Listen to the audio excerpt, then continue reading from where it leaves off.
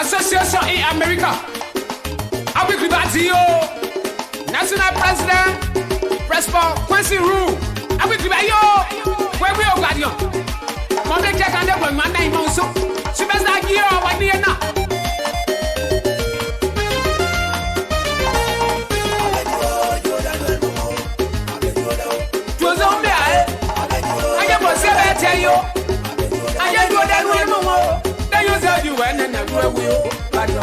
Voilà bien Kassey, d'ailleurs le papa. Avec un calou qui est avec quoi non? Quand on est nous on prie le problème on doit développer nous. Pas de bien Kassey d'ailleurs le. Nous donne moi. Ala yo donne moi. Aja wo. C'est qui demande wo. Tina we gabo. Faibles à mon blé yo, no ba yo ba mo so bra du mon blé a o. Kalu la bani o yaye. Oye no bani o yaye, aje ka wale ba de so mo blé ya no boteya. Le bon di sa yo mo blé pa yo blé de we ba si won. Won la se di ni wa de o. A o. Ale wa yo. Samina! E ma wo. Sa. Aha. Hajaduya. Kassey mo kalu awe yo, si we yo mo malu mo abeze bu ori ye bi o. Sayo jode no mo. Abejulo. Asayo bale kalu awe o. Simple mo jude ge ro, si we yo mo malu mo ya da wa yo lu awi. Ayo wa se di ni male o a o. Aha. Ka u flanco.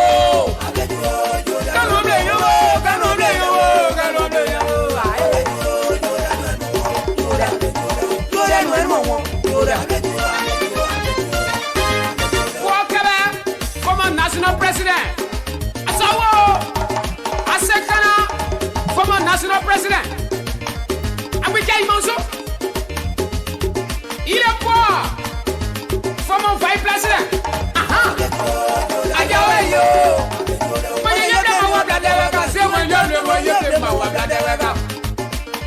Britannia.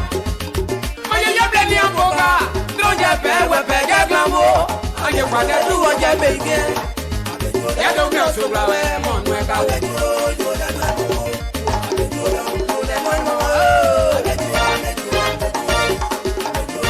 Mr. Philip Wablo. I saw and when Mamma Mosso. Thomas Collie. I don't say Diablo. Mad Badzie. And now what? You might give them one here. You want the other money again. You got the other money now. Oh no, I have been by yeah. It's a super anyway. So what do you know what you get? Mama, when you were Mama, when you were oh, I let you go, I let you go, I let you go, I let you go, I let you go. I got one man. Cisco Williams, I get $7 blessed to a mouse. Sim Wagner, and Webber, yeah, need it. So, I will have my mouse.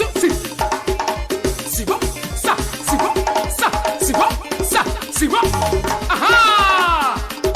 Gabriel Regla, and Mama, Roof Sayon, Rebecca Cafe, and yeah, I'm on the particular and no, no matter Special Prince, Yvonne Lamy, aha, so. For a Russe Wablo, I saw it, aha.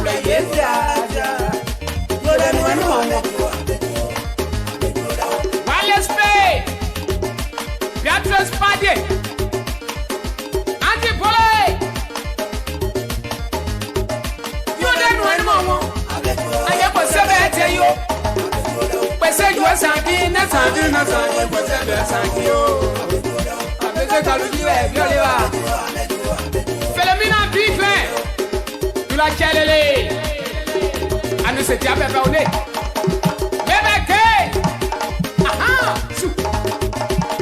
Comment parler? À nous pas faire.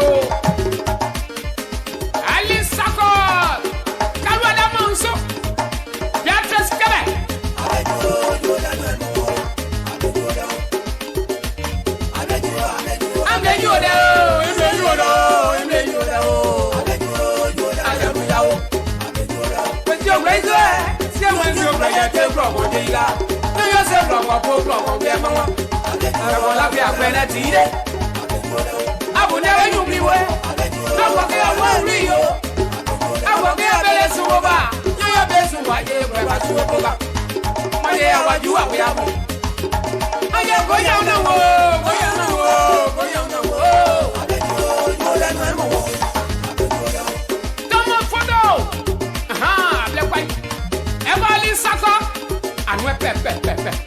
Anthony Collins,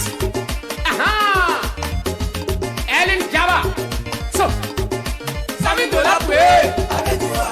Come on, play your police over running with a bar player. I never running near I get a whatever there's ever been Yabba Teja. Come on, this I got not so well. Keep up when you went there, keep up when you take the villa. I cannot get like the money. Ellen Fly, I'll never go, I'll never go.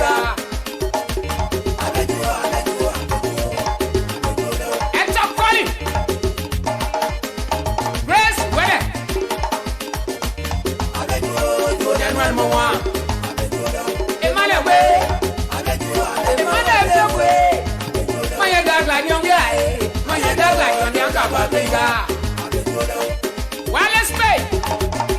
I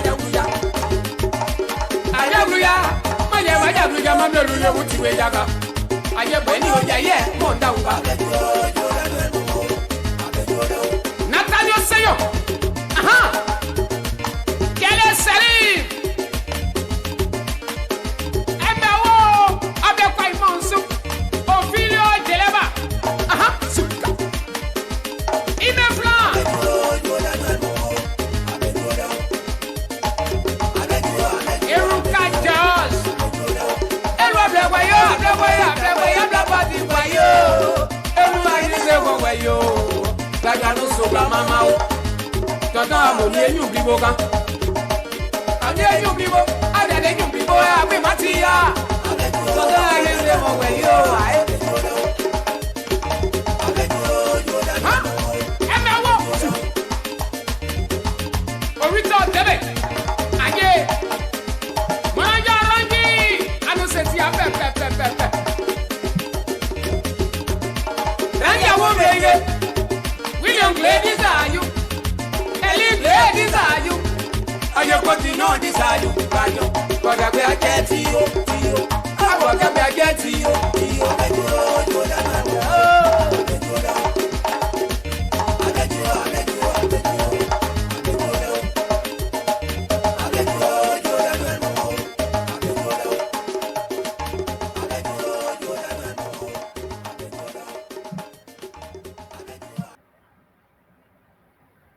All right, ladies and gentlemen, welcome back to the Voice of Sano in the diaspora. Let me make sure my sound is good here. Let me test my sound. All right, ladies and gentlemen. Great. Just want to make sure my sound quality or my sound is good on my side before I get going. Let me get things settled here for us. Okay, ladies and gentlemen, welcome back to the Voice of Sano in the diaspora this Tuesday, the 2nd of June, 2020, and this is my birth month too. All right. So welcome back to all of you. I'm happy to see all of you follow the show. Let me recognize the people that I'm seeing right now before I get the ball rolling. President Constant Dopo, how are you? Thanks for joining the show. Jay Sako Mawolo, how are you? Welcome back to the Voice of Sano. Welcome to the Voice of Sano, Lydia Kana, how are you? Lina Hawad, how are you? Magona. Queen Esther, how are you? Welcome aboard. That's Honorable Maya Colo. What's up, buddy? What's going on? President Francis Clay Myers, what's going on? How are you? All right, share with your friends, ladies and gentlemen. We'll have a fascinating show today. Once again, I'm glad to be with all of you after a while. I saw earlier from the president of the Sano County Association in Americas, Honorable Thomas Soen, was laughing and said, I understand the stove of Voice of Sano equipment. That was cracking me up for a little bit. But anyway, quickly before we get into our topics, our talking points, I like to go through my agenda, which I did already, if you were following from the beginning. But let's start again. So I will do a quick word of appreciation. That's the first thing I would do. After that, I will also do a quick shout out to a couple of people that celebrated their birthdays. And that's why I'm showcasing Honorable Max Jalia on the screen there for you. Also, next for our show today, I will be repeat that song. Madam President, which song you want me to repeat? The last one? So let me go through my agenda first and I'll repeat that song. Decisional acrobat, President Geleo somersaults. President Kassey Wylie of USAA Minnesota. We're going to be looking at that. And next one here for our discussion, Superintendent Thomas Romeo Quioh blamed tribalism for his defeat in prior elections. I think it should be election with the X over there. I will make that correction. What message does he have to change the paradigm? All right, let me do that quick correction over there. And like President Francis Clay Myers said, we'll go on quick commercial and I will be right back with our agenda. I'll be right back. Aha! Ano se tia bebe monso. Putu apole demo association in America. Oh, okay. You said the sample song? National president. Okay, let me play the sample song. The president. That's the president request. Let me do that real quick, and we will get the ball rolling here. Let me play that. Yes, I thought to play a couple of times because it's a new song here by this young lady they call Yomo Pine. That's a new song right here. Let me drop it for you. For us, quickly, let me hit that.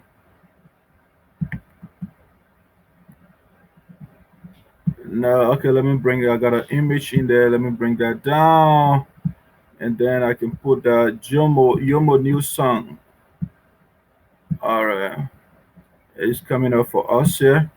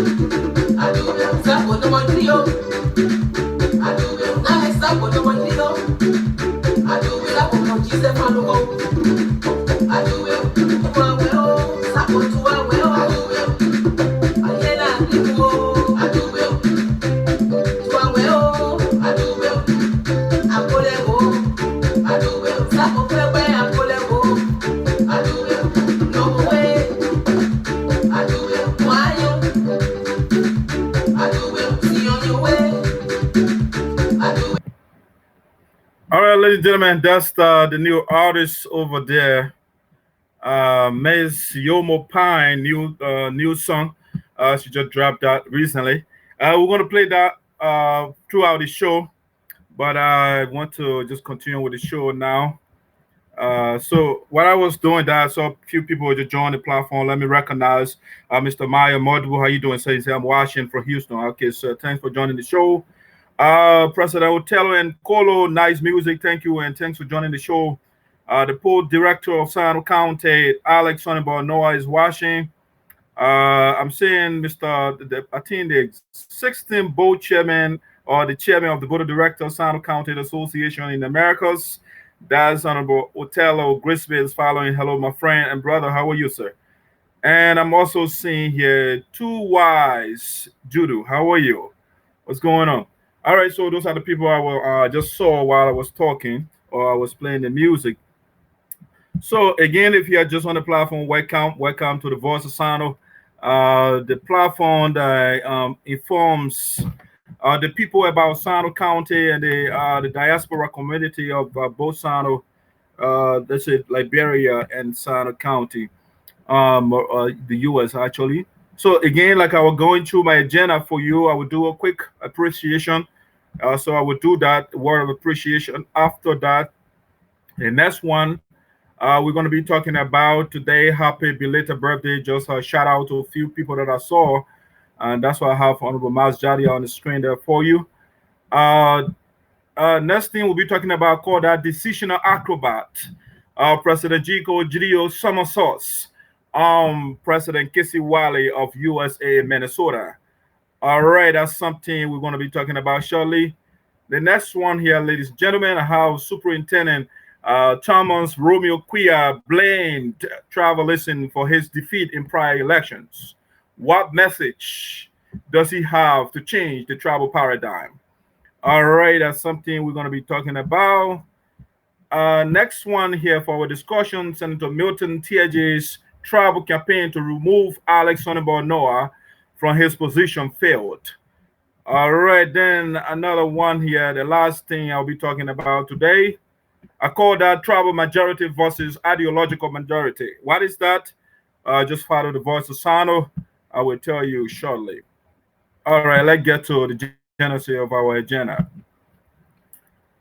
Okay, once again, welcome to the platform. Again, our goal here is to inform, to inspire, to hone the skills of thinkers, and to also transform non-thinkers into cutting-edge thinkers, and who in turn will activate the mental metabolism of other non-thinkers. We're also here to defend those who do not have the platform, or those who have the platform and injustice is being inflicted upon them, and other things. So today we are here again to do justice.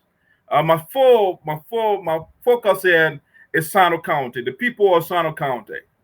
Sano County is one of the third regional counties in the Republic of Liberia, but when it comes to development, it's terrible. So our goal here is to consistently educate the people so that when they go to election, they will be able to vote the right people. All right, because the people you put in power will either seek your interests or they will abandon your interests. They will seek their own interests. So the first thing I want to do here before any comments, I like to use the opportunity to say, I don't know, words I in short supply to appreciate all of you, how grateful I am for the support.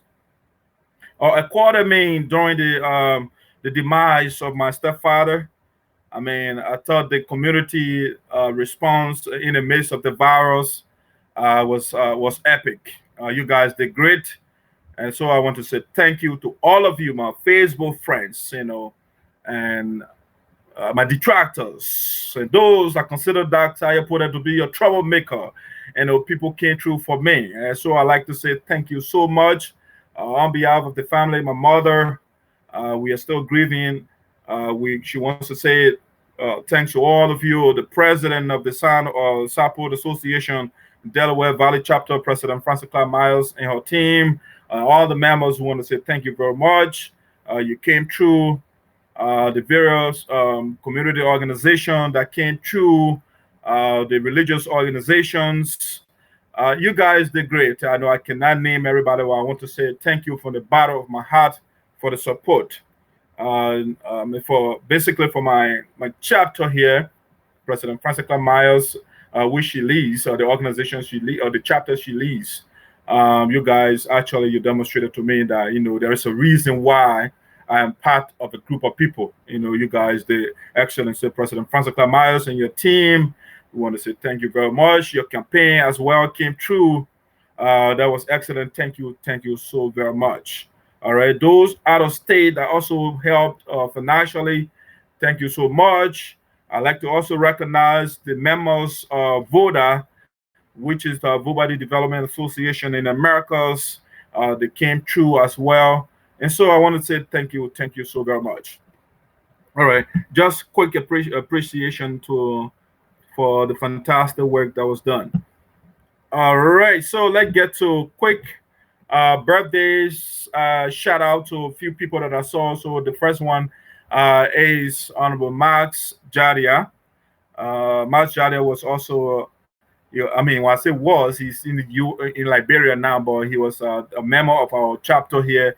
But now he is in Liberia, so he's a member of the United Support Association, the Support Portable in Liberia, if you want to put it that way. But he's a member. He was a member here.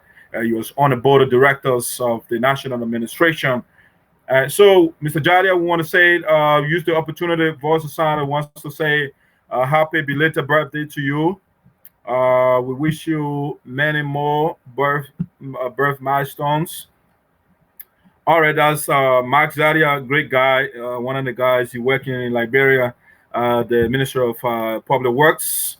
Those are the guys that are trying to get the country in shape in terms of building the roads and stuff like that. They're working with the Minister of Public Works, Minister Mabutu Vla Yimpa. Those are the guys that are working with him. Okay, so one of them actually. That's Max Jadia. Happy birthday to you. Belated birthday if you like. Let me go to the next person here quickly so we can get the birthdays out of the way. I just want to do another shout out to my cousin here. That's Love Lahi. Love Lahi also celebrated her birthday 1 or 2 days ago. And so, Love, from your cousin, from the Voice of Sana, we want to say happy birthday to you. Wish you many more. Time flies. When we came in, I think when we left Liberia and went to Ivory Coast, she was a little girl, but now she's a big lady now, big girl. So, Love, happy belated birthday to you. We wish you more. Let's see who else I have here now in particular order here. Let me get another shout out. I think it's the last person that I have.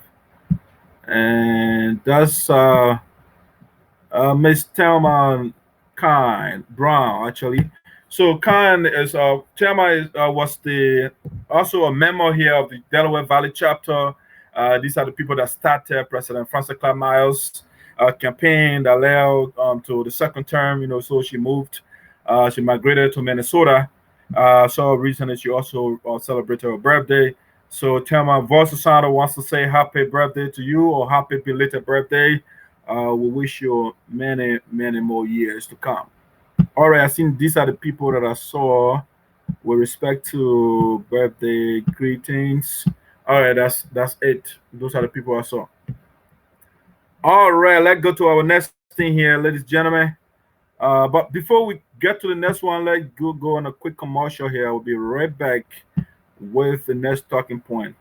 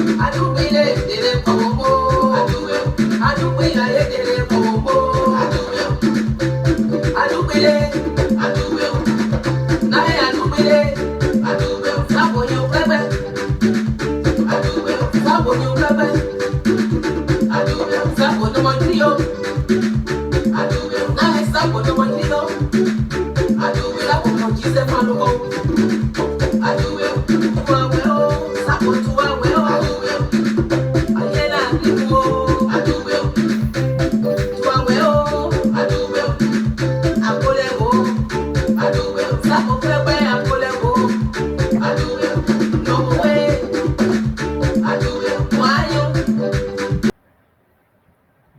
right, ladies and gentlemen, welcome back. Welcome back to the Voice of Sino with Doc. Let me pull it this way. Maybe I like that orientation better. Let me make it this way. All right, ladies and gentlemen, welcome back. What I was talking, Prekin Slam, what's up? How you doing? Welcome to the Voice of Sino. Pastor Alfred Yonte, how you doing, sir? Welcome aboard. That's Mama Car. How are you? Welcome aboard, Masakwe. Who else? Mommy Decanti Dato. How are you? Welcome aboard. All right, these are the people that just joined us. So, ladies and gentlemen, this time, where's my talking point? Sorry, let me get that up there for us. I call that Decisional acrobat. President Geleo somersaults. President Kassey Wylie of USAA, Minnesota. All right, that's a lot of fancy language right there, but we're going to break it down for you, for all of us comprehension. So, by the way, President Geleo, but now I think you should all know him, but now he's the national president of the Saryorpodeh Association in Americas. Very nice guy. I like him. Also, the next gentleman there, Kassey Wylie, is the president of one of our chapters in the union, Minnesota chapter. Kassey Wylie took over from Mr. Robert Tuba. All right. So the topic here, when I say decisional acrobat, you know, as a leader, you have your team. You know, when your team is the group of people that you work with. And so you bring your ideas, or they bring your ideas to you. And you guys are going to amalgamate your ideas, or if you have to maybe for a proposal to another body of authority. So in this case of the United Saryorpodeh Association, we have the board of directors. And so the executive works in connection with the board of directors. And so recently, we have been the debate that has been training within the United Saryorpodeh Association. It has to do with sending a package, a relief COVID-19 package to our people in Liberia. You know, like I already told you, the Voice of Sano is the conduit of information dissemination to our people. And so sometimes the ideas originate from us. So basically, the idea of sending a package to our people emanated from Voice of Sino. And so, given the gravity, given the importance of the proposal from Voice of Sino, one of the, I can say, the eminent leaders, one of the revolutionary leaders within the organization at the level of the board, Milton Teahjyay. Milton said this idea is sagacious, so he thought to amplify the idea. And so he started the discussion and made a post on Facebook.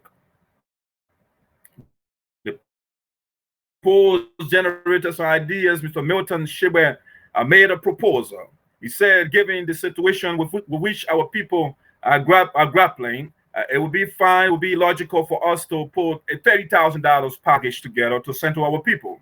And so he broke the $30,000 into different components. You know, half of the money going to the whole an accident work. And so after that, Mr. Milton Teahjyay sent a communication to the board of directors, to his colleagues, so that they can look into his proposal. He detailed that, sent a letter, and then the chairman of the board, Mr. Issa Sabwe, said, okay, Milton, this is a splendid idea, but we cannot circumvent the chain of command. So what we're going to do is to forward, we'll send a letter to the implementing arm of the organization, which is the executive.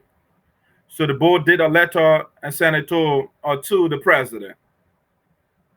And so, yeah, it's the idea from us, from one of our members, but you are the implementing arm of the organization. So we want you to put in a blueprint, so that we'll be able to send a package to our people.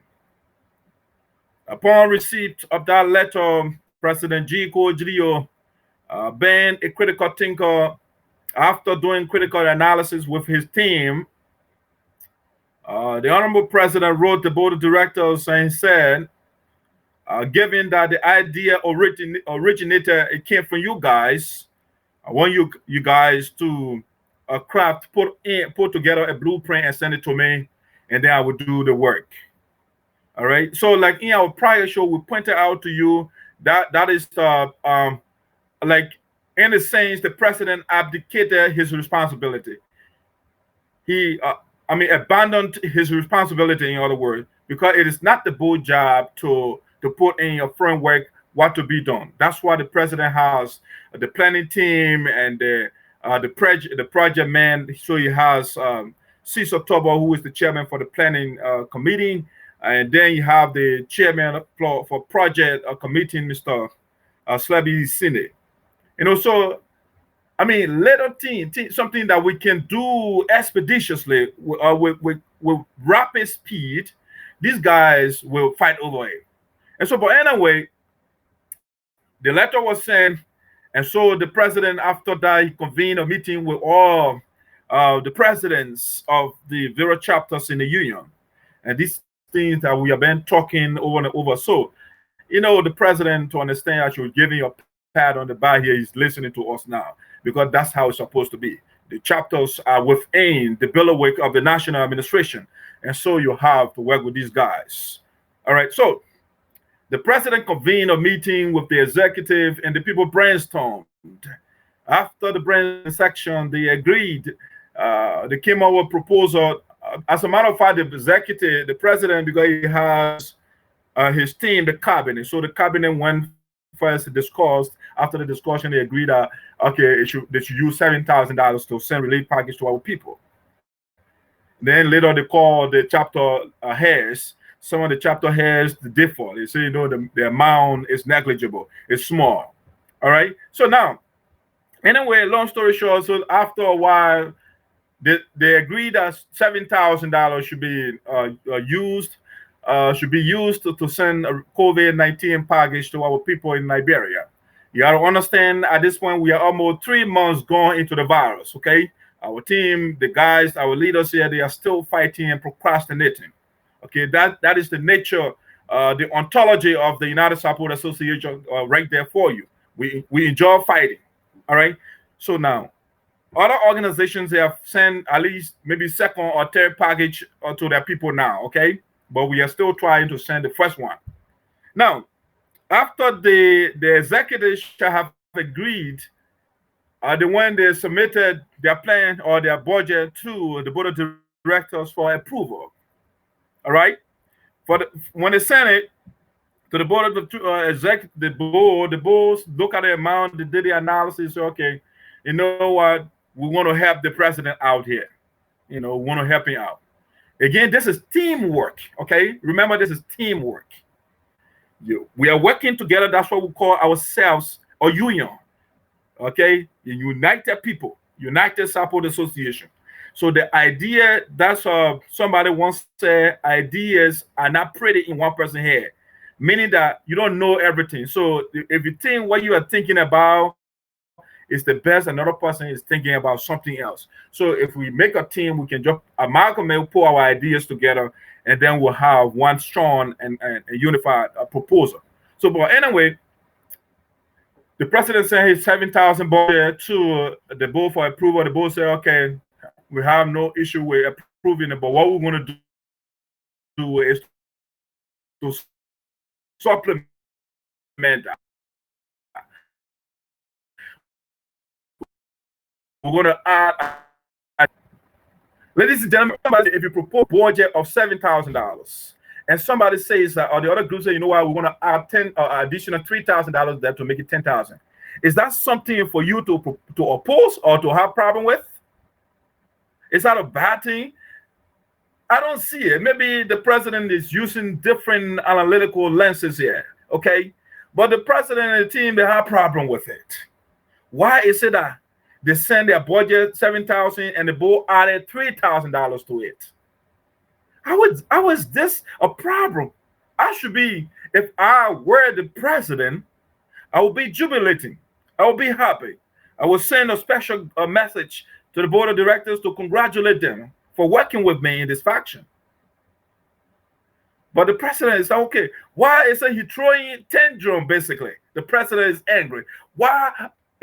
Like children on the playground. That's how I see it. Okay. They gave the man extra $3,000 to supplement his $7,000. He has problem with it. Why is it that everything that I propose, the board always have problem? Is that a problem? When somebody say how additional $3,000, is that a problem? I don't see it that way. Again, the press, we are looking at things from different spectacles. So I don't know which spectacle the president is wearing. But all of you that are listening to me here, is that a bad thing for somebody to say, who additional $3,000 and add it to your budget? But anyway, the issue, it became a problem, okay?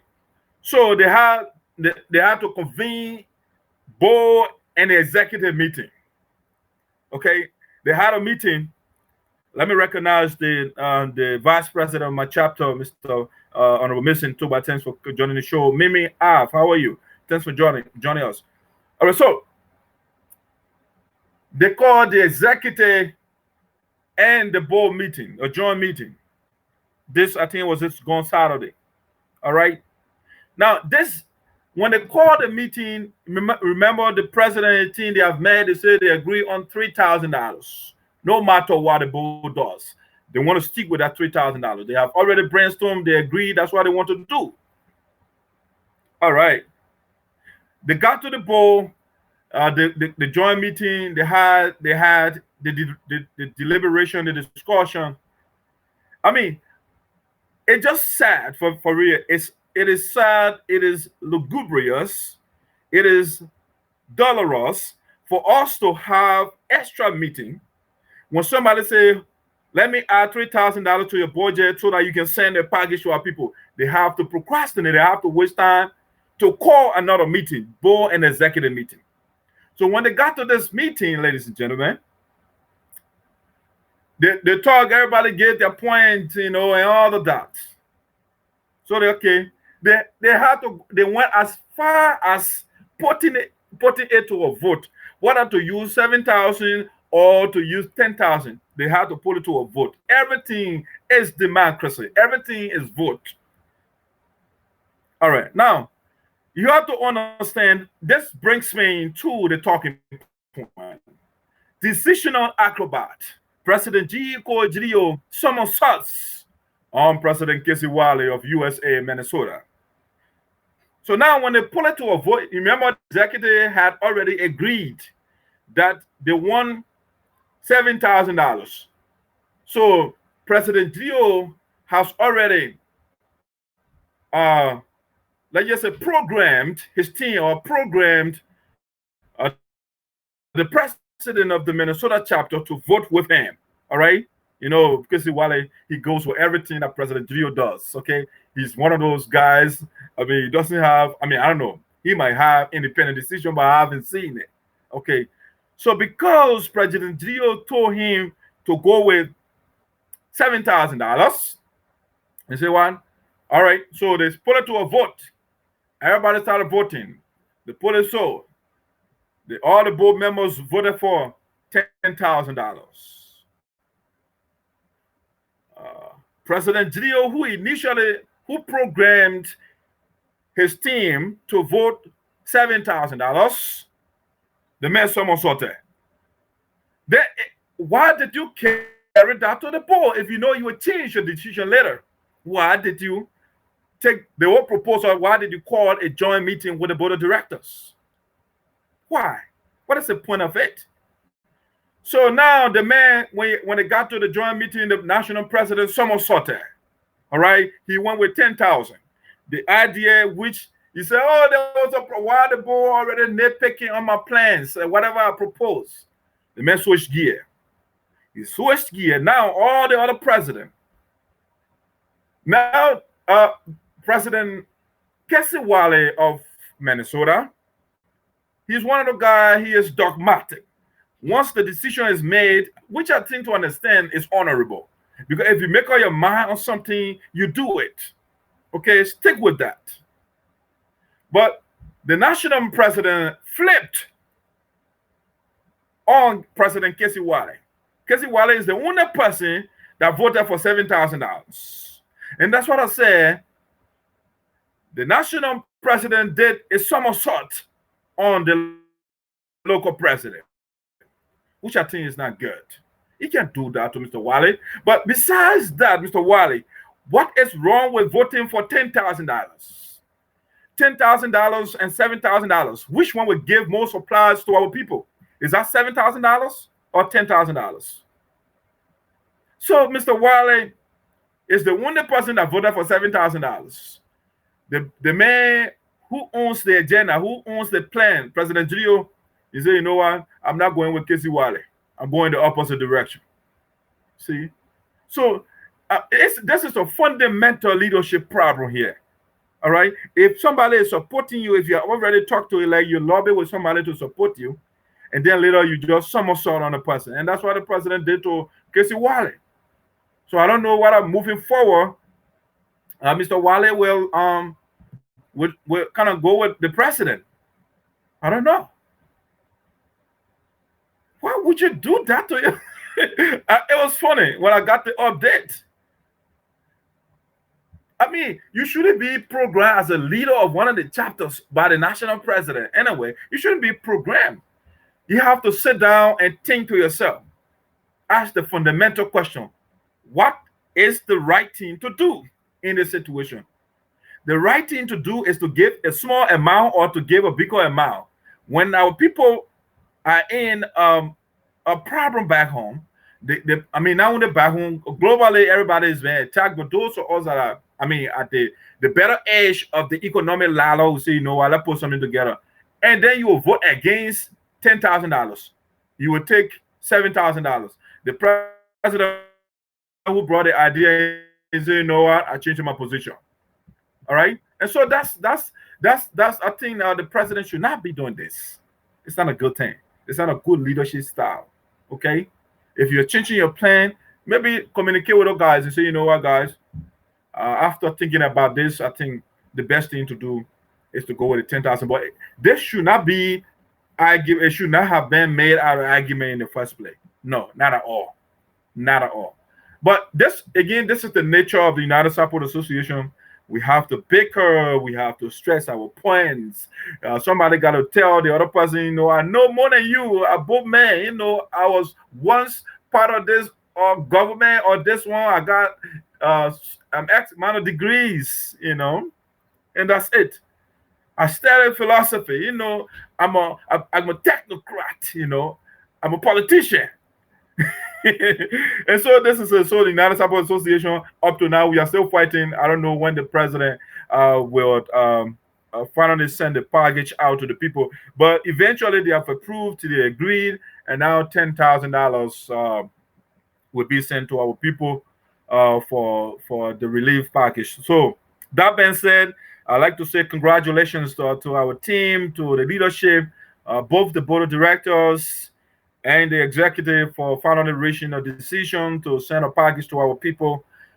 This is what we should have done a long time ago, but late is better than never, okay? Late is better than never. At least we have to send something to it. So we want to say thanks to the national president, the chairman of the board of directors, the various chapter presidents, and all the board members and the various leaders of the various chapters that participated. Voice of Sound, we are grateful to all of you for that, okay? Now, we like to go to the next thing here, but before we go there, let me see, maybe you got some comments on the topic. And like Lazy, how are you? Freeman, welcome aboard. Mr. Mondo said, I don't think he was upset, so please get your thoughts and stories straight. All right, if he is not upset, why convene another meeting? Why is it necessary to call another meeting over somebody giving you additional $3,000? What is the point of that meeting? What is the point of wasting our people's time? So there should be an element of anger in there for which he went to the board of directors. He thought, I mean, all the guys would have voted with him, you know.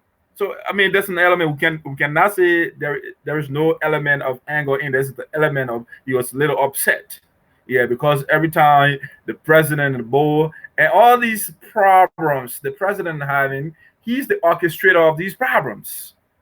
There's a checks and balance system in place for the organization. The board has some job description. The president has it, so the president will formulate a plan, send it to the board for approval. If they have suggestion, they give it to him. But when they're giving him a suggestion, he takes like the offense of that. You know, so that's the problem we face. I would like for you to invite the president on your platform instead of quoting our dynamic leader falsely. Okay, Mr. Maldu, I want you to give me the facts. If you think I'm doing erroneous analysis here, what is it that I misinterpreted? What is it? What is the false information I given to the public? The president did not switch position on Kassey Wylie. Kassey Wylie, Mr. Wylie did not go for $7,000. Is that erroneous information, sir? So I want you to give me specifics so we can have the discussion. If you want to come on to, I can send you the link so that you can give me what is it that I am not telling the truth on here. What is it? I would like to know, sir. He also said, I don't think that the president is mad as you are misrepresenting the president's position. All right, so I respect your position, sir. That's fine. You can give your disagreement. But again, if the president is not upset, he should not have he should not have called an executive meeting and called the board and executive extra meeting or joint meeting, if you like, to have extra meeting. Why just the people already gave you the money? Go and withdraw the money, authorize the treasurer to take the money out and send it out to the people that need the money. But you said the president is not upset, but he's having meetings and all of that. What is the point of a meeting? Please explain to me, sir.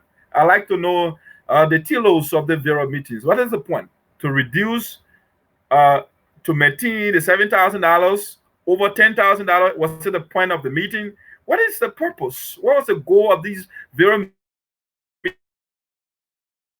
meetings that the president called? I see it as nothing but a way to waste time. That's what that meeting was for. It was uncalled for. You send your proposal, they give you, they say, okay, the $7,000 will add additional $3,000. It shouldn't be no issue here. You shouldn't call board executive meeting. It defeats the. I don't see the purpose. All right. So the president cannot somersault on the local president like that. That's not cool. All right, so Mr. Milton Teahjyay, welcome aboard. Appreciate your presence. Thank you so much for your support during the demise of my stepfather. Thank you so much. You're very, I'm very grateful to you. All right, so let's go to something else here. That's something I just wanted to see the comments of the training on this topic, and then we'll go to something else. But in the meantime, let me give you a quick commercial. I will be right back. Let's get Yomo Pine new song here for us.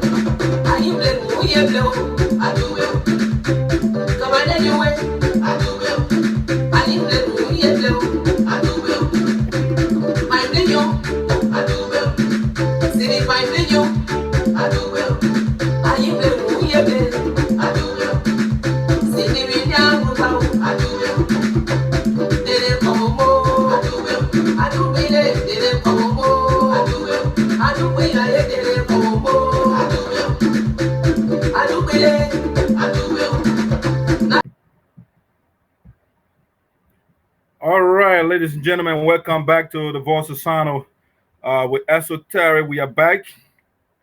Our next talking point here, I call that superintendent, or if you like, former superintendent of Sano County,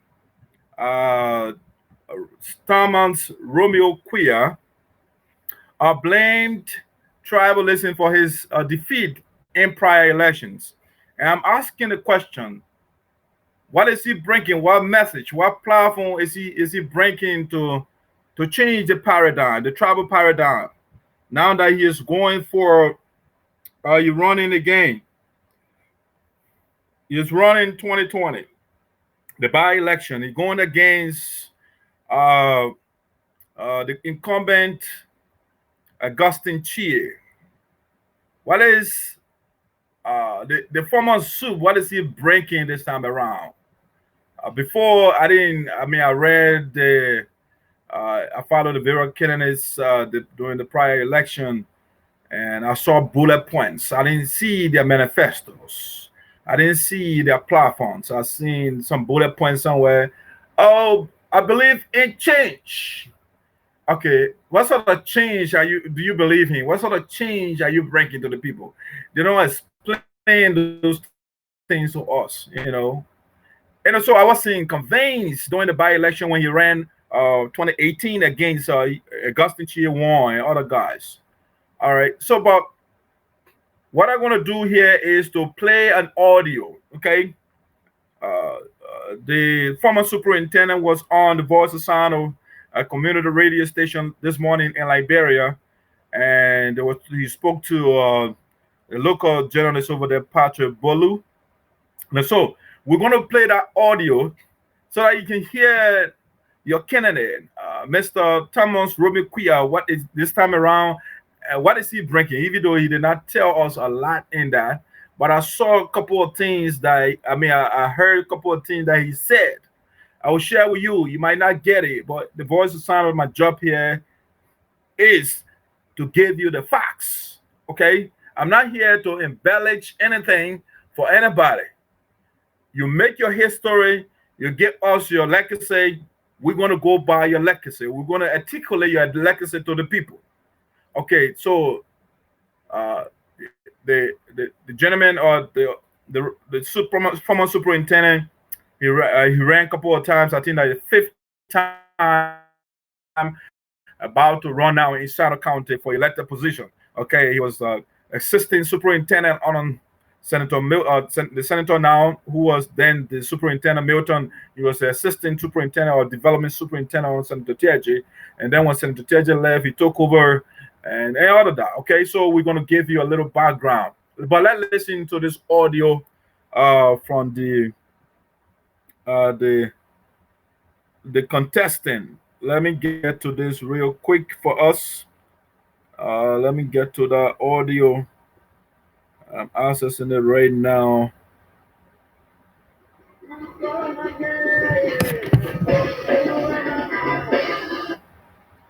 Let me get to it. The final and 4 times the tenor of the legislative race in final. So what?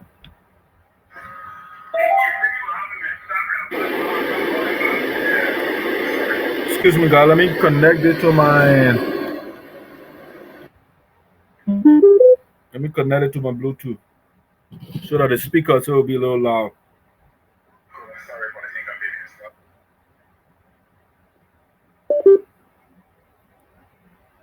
Let me see. I'm trying to connect that real quick.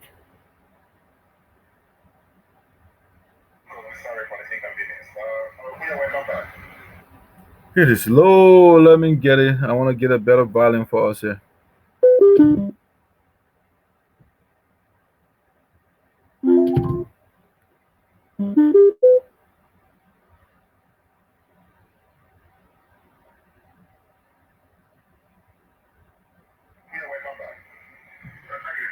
All right, let's go quick commercial. I want to connect this to my Bluetooth, and then we'll be right back here. Let me play that commercial.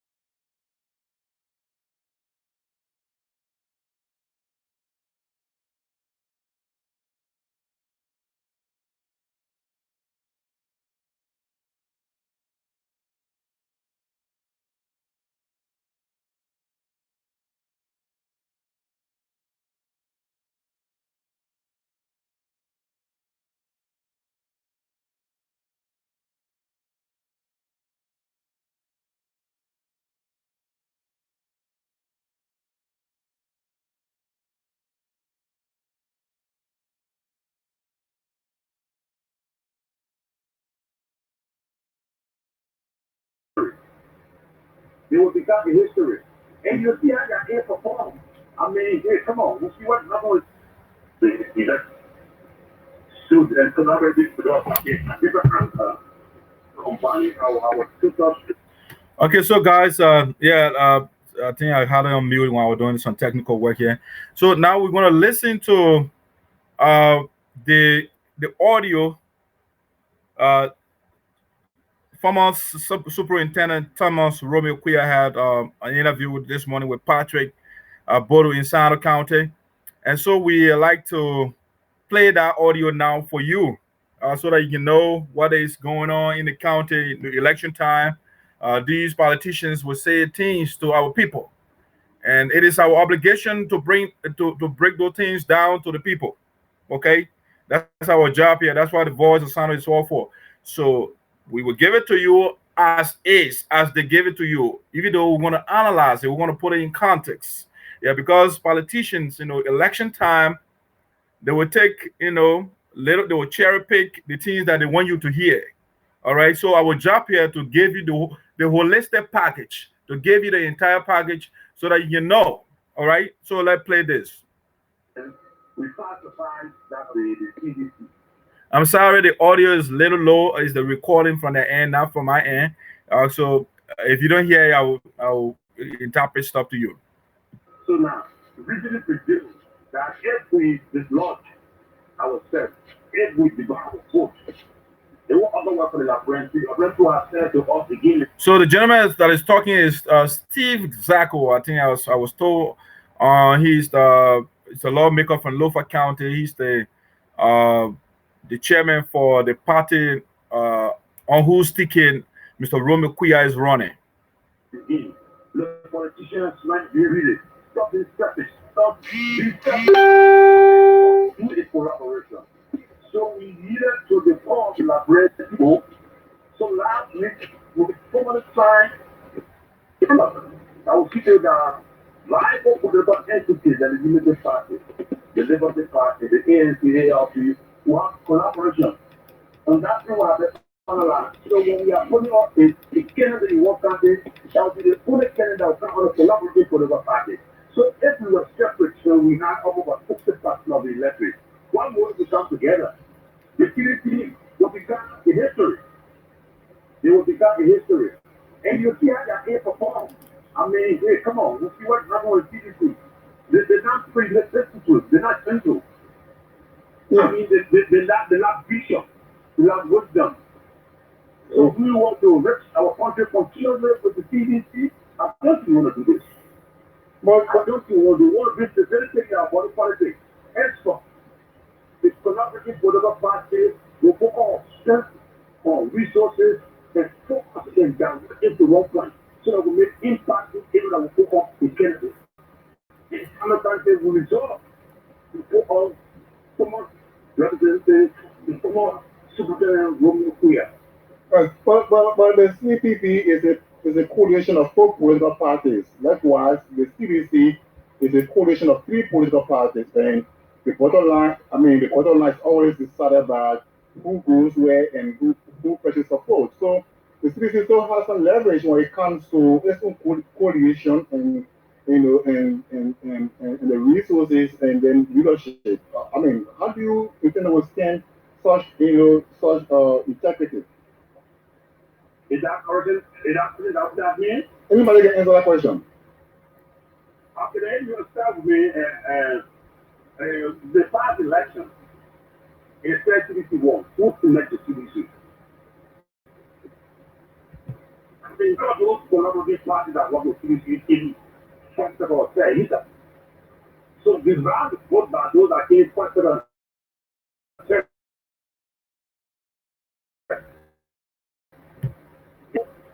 Collaboration and the reflected in the CCP. So that's mathematics. What year I see the difference? Okay. And then what besides, you know what it's going to take here with our governance structure. Henceforth, those who vote issues, those that don't have hope in them, coupled with the structure we have of bonds, you will become a history. So Romeo Quioh, let me get this to you.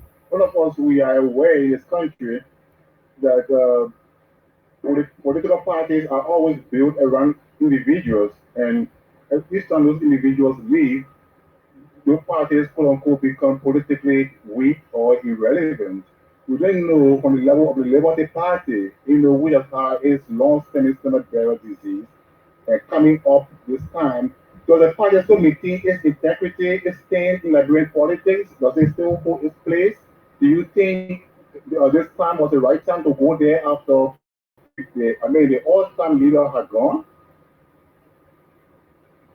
Well, Patrick, what you're not saying is that foreign men is, the dynamic time is not a time. So a market will change everything. And blessing, the thing is believing. Blessing for us, the to be better than the people. Okay, very for 6 hours a year. And so the Liberian people better is the and get the state power. Okay? And so that state power is a language sector. Okay? You know supporting in the country. You say it. Okay? And then it's starting to have to get up. Now Kenya don't believe that test. Okay? Kenya don't believe that test. So I can assure you when we work together as a people, as a party, the Liberian people, we can say like this, they did it. So I can make it, I mean, the fact.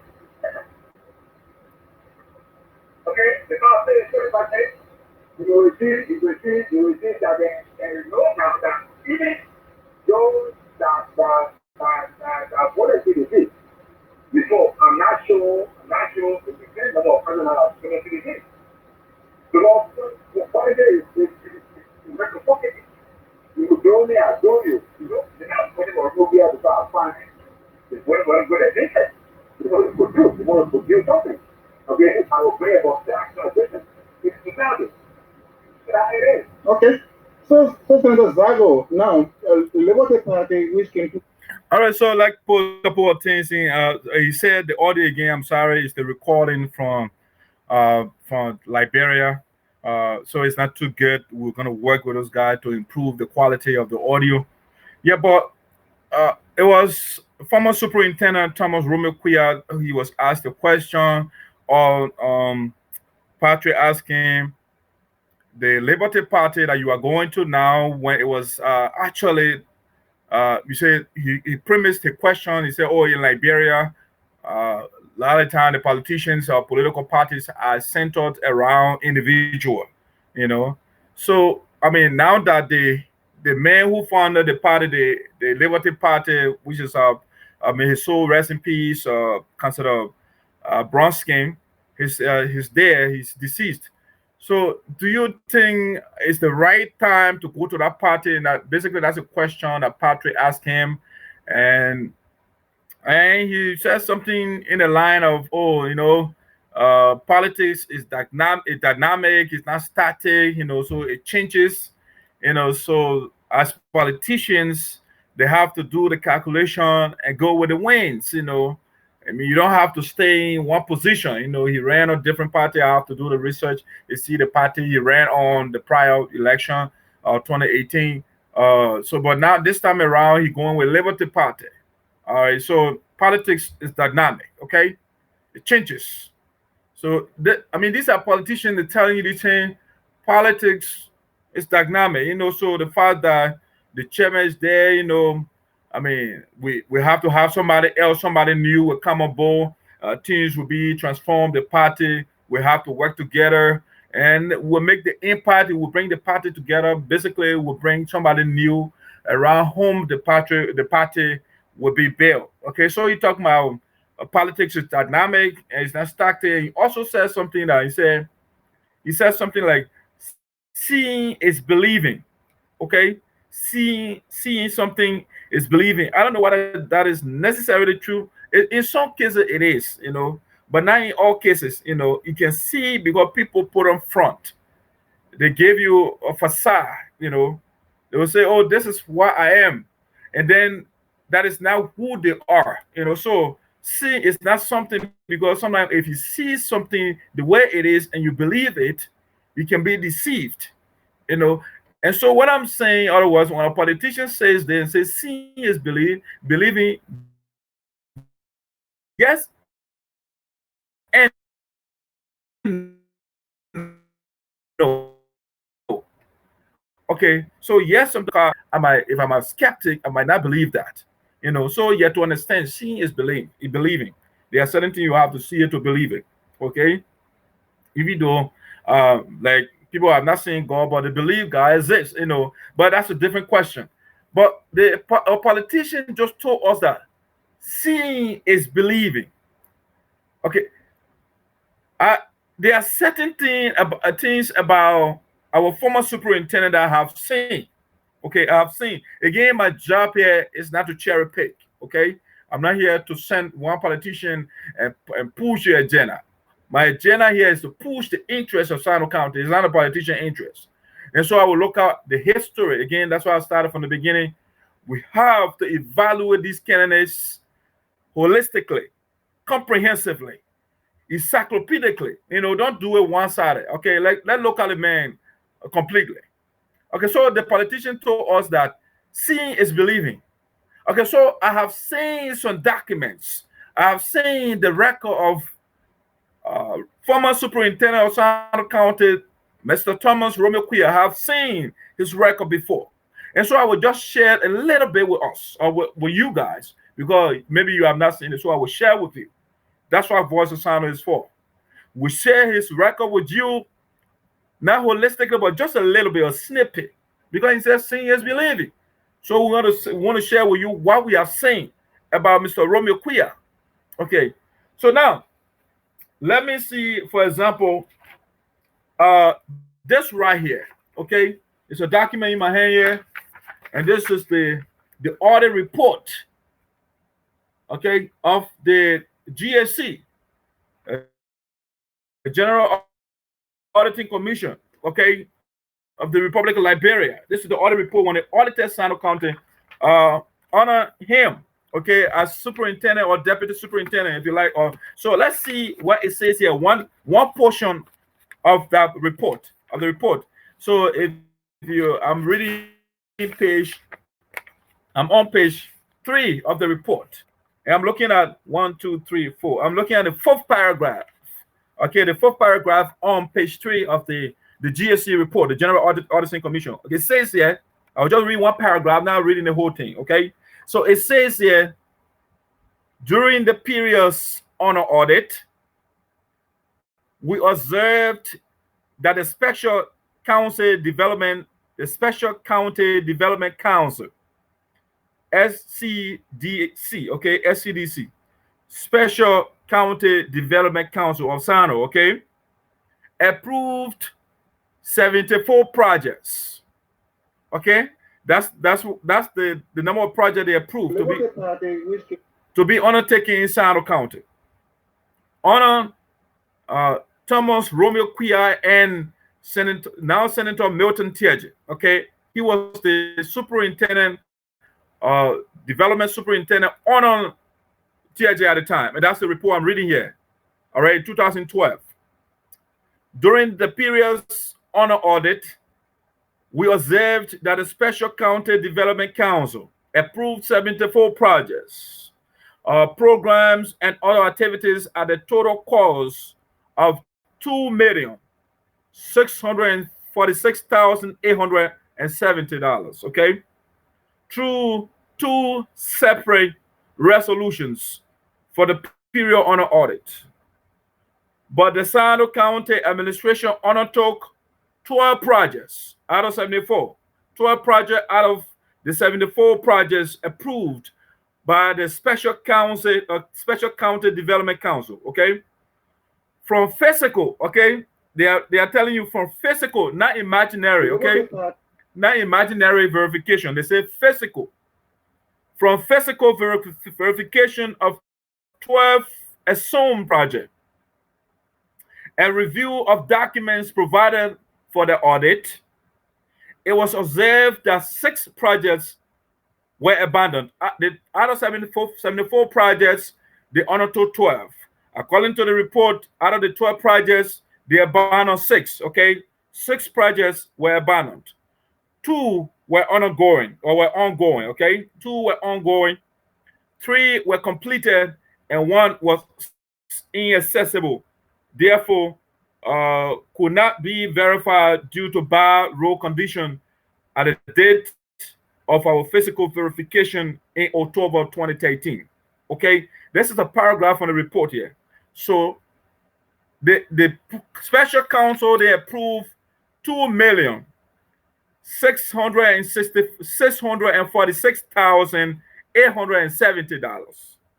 $2,646,870 through two separate resolutions.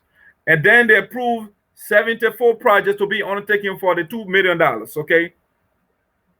And then they honored Mr. Thomas, Romeo Quioh, and Teahjyay, Milton Teahjyay. Out of the 74, they undertook 12 projects. Out of the 12 projects they undertook, according to the report, they abandoned 6. Okay. The abandoned 6 projects, 2 were ongoing at the time of the investigation. And then they said they completed 3 projects. 1 was inaccessible. So out of 74 at the time, they only completed 3 projects. So the reason I'm reading this, the candidate told us that seeing it. So what I'm seeing here from his record, I am reading it to you. The people of Saryorpodeh County to make your decision. Is Mr. Thomas Romeo Quioh right for you for giving him $2 million, earmarking 74 projects? And out of 74 projects, they undertook 12. Out of 12 projects, they abandoned 6 projects. And then they completed only 3. Is that the right person for you? I'm just giving you what I am seeing. Seeing is believing. That's what I'm discussing this with you. Seeing is believing, a calling. That's what the candidate told us. So I want to believe what I'm seeing here from his resume, for his record. I got to believe it. Because the reason I'm believing this, the man under whom he served as a deputy superintendent, he was declared guilty for corruption. Senator Teahjyay was declared guilty. And Mr. Romeo Quioh was working in concert with this man. They were buddies at the time. It was after when Teahjyay left, that's when Teahjyay started attacking him. And that's why the friendship broke up. So these 2 people were working together. And so when seeing is believing, then we have to discuss, we have to believe what we are seeing right now. It is not good. If you want him, you will go for it. But we got to tell you, the voice of Saryorpodeh, we got to give you what we see or what we are seeing. All right? Then the politician told us, also the candidate told us, politics is reciprocity. Politics is reciprocity. Okay, they're using all these big words. I don't know how many of our people understand that. Politics is reciprocity. So in other words, you scratch my back, I'll scratch your back. It's another form of quid pro quo, something for something. Reciprocity. Okay, you give me, I give you. Okay, so what? I mean, the audio is kind of not too clear, so I don't know what exactly you were talking about. But maybe he want to give Liberty Party something because he's running on that ticket. And then the party got to give him, the party has already endorsed him to run on their ticket in Saryorpodeh County. So politics is reciprocity. Something for something. All right? All right? It's not one-sided. Somebody, all of us, who got to benefit. So I don't understand that concept. But this, I just try to give you a little bit of the report. Let's listen to the audio here. Which came 2005 and has been doing these things. I mean, they have always finished in a good position in elections.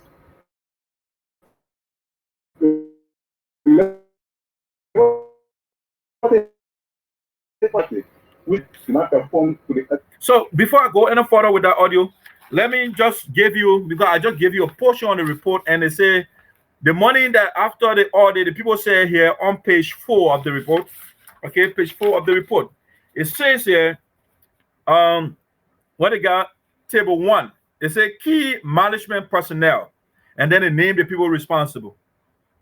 So they say during the periods on the audit, the following officials of Saryorpodeh County managed the county and social development funds. Okay, so there's a social and county development. So the social development fund and the money the companies and gave to the people, and then Yeah, the social and the county development fund is the money from the central government. Okay, so they say key person, the people that are responsible: J. Milton Teahjyay, superintendent; Thomas Romeo Quioh, assistant superintendent for development; Madonna Williams, former assistant superintendent for development; Benju McCarty, project management committee chairman; Francis Mondabu, treasurer PMC; M.K. Blated, assistant treasurer PMC. Okay, these are the people that are responsible according to the report. Okay, so let me give you the personnel at the time that were in charge of the 2 million that I just gave you. Expectation of Liberian people. Going to coalition isn't that a contradiction or a party 12 years ago that many people didn't do well for the Liberian people? Look, project is evolving, and here economically evolved. Now, static. Too often, and you make reference to our founding father, our political leader, the late Councillor Charles, may his soul rest in peace. You make reference to him. He as much as he was a charismatic leader, but it's built an institution. And even in his demise, the institution authority. Council everybody finds the Bible, God put something in the I've spoken. He must rather, he was not saying what was. Anybody was saying what was. If you find the man that's speaking what was, we won't take it well. We got a big candidate of us, a big candidate look up, answers. So there is Bible and political institute. Why is it keep and it's just like specific. So it is a representative of the past. Then God, it's interesting I'm lawyer as well. Then the lawyers no more. And anyone want to go. So we cannot be insensitive. We have to free to work with all parties. Someone says the losing party, they lose before this. They did. Again, if the work of the majority is an issue that you need to be sensitive to, and involving political party has to be sensitive. It is because it's sensitive and the Democratic Party, people are going to do collaboration with all parties. Because most alternatives, after all, this is the way to go. And we can't get a no. Because we can't know they're feeling selfish. So because we have that, we yield to the cause of Liberian people to find a collaboration with political parties so that CDC can become history. Yeah, Quioh, you illustrated that you are in your final political sojourn. What does that suggest to the people assigned you? Say that again, I said you earlier said you are almost in your final political sojourn. What does that suggest to the people assigned you politically? Well, like I always said, it is absence of peace and peace and rest of unity, development becomes inclusive. And so I'm going on the suburb, the fellow suburb to the legislature to foster peace and tranquility. There will be a silence. Everybody will be actualized. Like we're going to be having the carrot, we're going to enjoy the carrot, the live and see and commission and external will execute their functions and duties. We are going to make a plan or make that over that is not political macro management. So I'm going to create a different environment. Okay. All right, so that's the candidate talking. I just wanted to take a quick note here.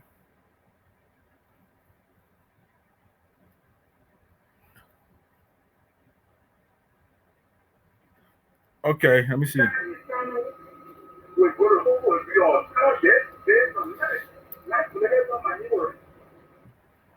Scholarship. You talked about that.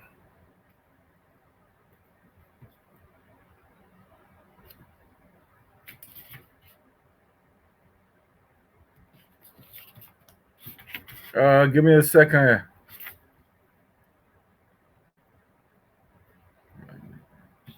All right.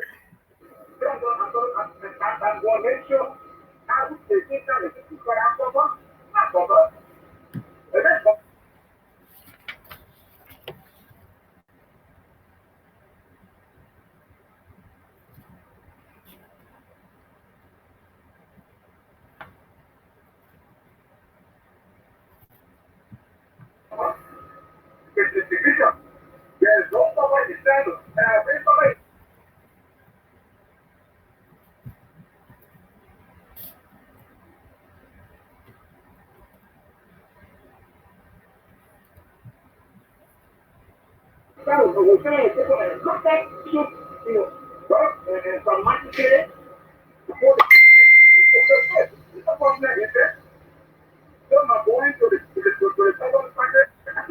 As I said, we have this, we have development in the focus, in the chamber building, in the gallery, the concession building, there are more knowledge.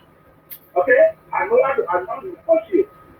I'm not going to be an attack of this country. Yeah, I'm a doctor, because I'm saying you get as a lawyer. You're a lawyer, so you're particular to do these things. You want to tell the person, and you see it for fun. So when I was there, okay, I'm school, I'm a credential person. So, fellowship, say that get there, like I said, the big videos, money was limited video. I know, as a human, okay, I'm terrible of they are not subject. They are people that will spend it after they were in the country. I don't think, the very best. Then your child, anything outside border. One time, then your child, and I'm going to do a different. So that's no war to the people of Congo.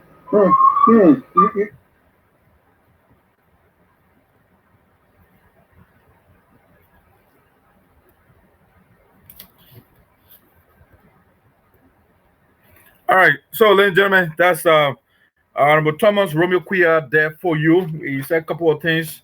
Again, the audio is low. You may not hear, or you might not hear what was said.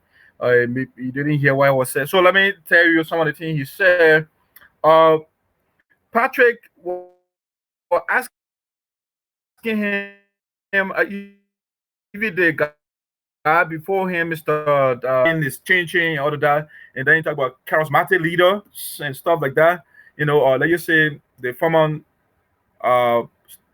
stand-up bearer of the Liberty Party, the late Bronskin was a charismatic leader and stuff like that you were talking about. I mean, so I want to just say something about that quickly. Charismatic leader, these things will be coming to you election time. These politicians, even though charismatic, when you say charismatic leader, it has different definitions, but one of the definition is somebody who will sweet talk you. They can talk. Charismatic people, they will know how to play with words. So these politicians will come, they will use all the fancy language. I mean, they will use words that evolving. How many other people understand these things? So they will use these big word. Oh, charismatic leader. Do not listen to it's not what you want. What you want is the policy and the history of the person. Those are the things you gotta look at. What is the person telling you? It's not how fluent the fluent ladies speak the English language and all of that. No, we should look at the history and what the person is bringing to you and how the plan to implement what it bringing to you.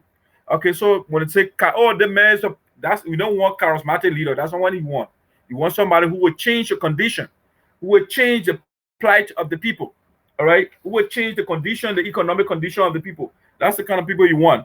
Okay, let me read something here by Amilcar Cabral, one of the revolutionary leaders of Africa, from Cape Verde, I think Guinea-Bissau, around there. He says something. There's a quote here from him that I want to read.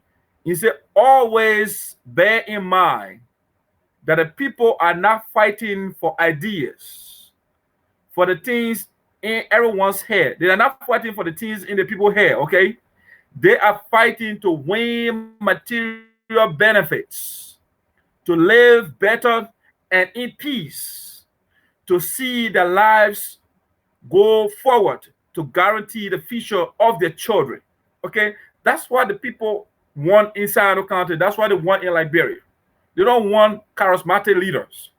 They don't want the people that will give you sweet talk, okay, or sweet talks if you like.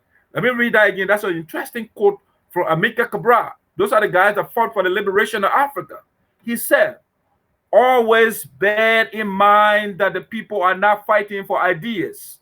Okay, when they say the people, they're talking about the common people, what they call the hoi polloi, the masses, the people, the poor people. Okay, these people, they are not fighting for ideas. When you see them fighting, they're choosing candidates. They want people that will improve their life. So always bear in mind that the people are not fighting for ideas, for the things in anyone's head. They're not talking about the things that are in the people's head. They are fighting to win material benefits. Okay, material. They want material stuff. Everybody, all of us want material things. Okay, all right. You want to live in a good house. You want to get a nice vehicle. You want to, those best things out there. You want money. To live better. Okay, to live better and in peace. All right, to live better and in peace. Our people in Saryorpodeh County right now, they are not living a better life, in my view, and they are not in peace either. They are not fighting each other. There is no war going on, but there's an economic war going on in Saryorpodeh County. Our people are wallowing in poverty. That is not better life. And this man on the screen for you, he was once your leader. Not once, at least twice. And what has he done? I just read a couple of the reports. To see the lives go forward, they want to see the people's life improving according to Cabral, to guarantee the future of their children. Okay, what is the guarantee for the children of Saryorpodeh County right now, based on the legacy of Senator Teahjyay and Mr. Thomas Romeo Quioh? What did they leave for our children, for the future of our children? But then when Teahjyay was a superintendent, you would go on radio and say, scholarship, the county development funds are not for scholarship. We didn't get a statement from Mr. Romeo Quioh to say, no, sir, you are misspeaking. That's not how it's supposed to be. I'm a development superintendent, and I disagree with you. You are saying those things. So what is the future they left for our children? What the future leaders they build? The people that will take after them. The leader is the one who builds others to take after him. And so when you look at great leaders in history, if you go to the religious side, Jesus nurtured 12 guys. Okay?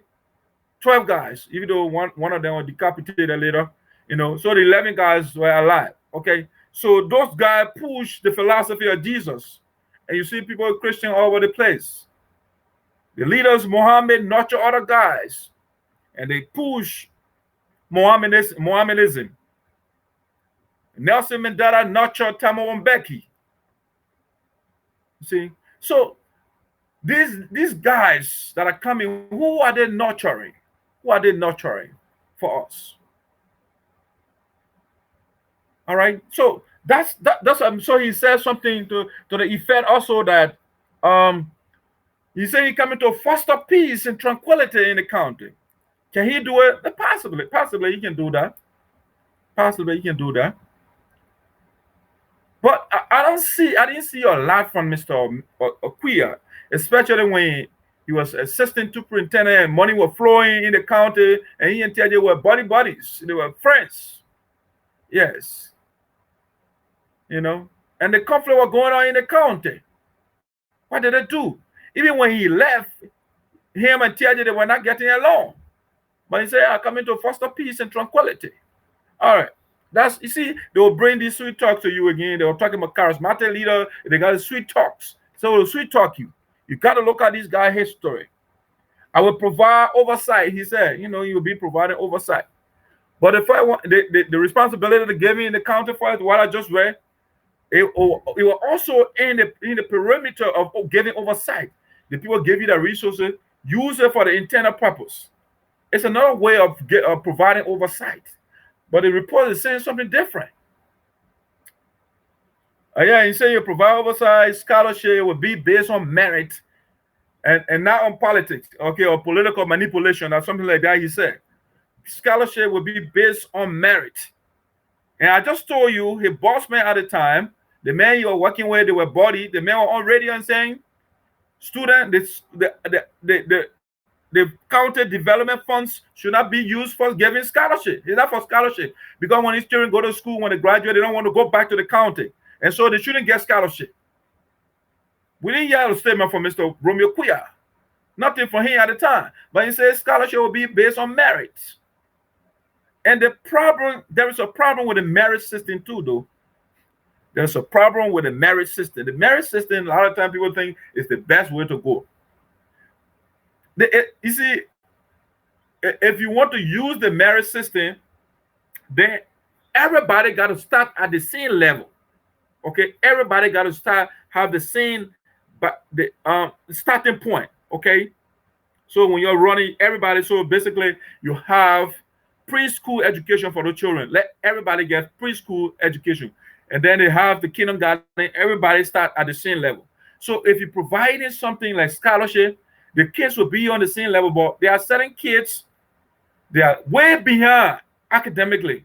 And then those that are like the children of Mr. Quioh, for example, because they are at the top level of the economic ladder, they are better, than other government officials.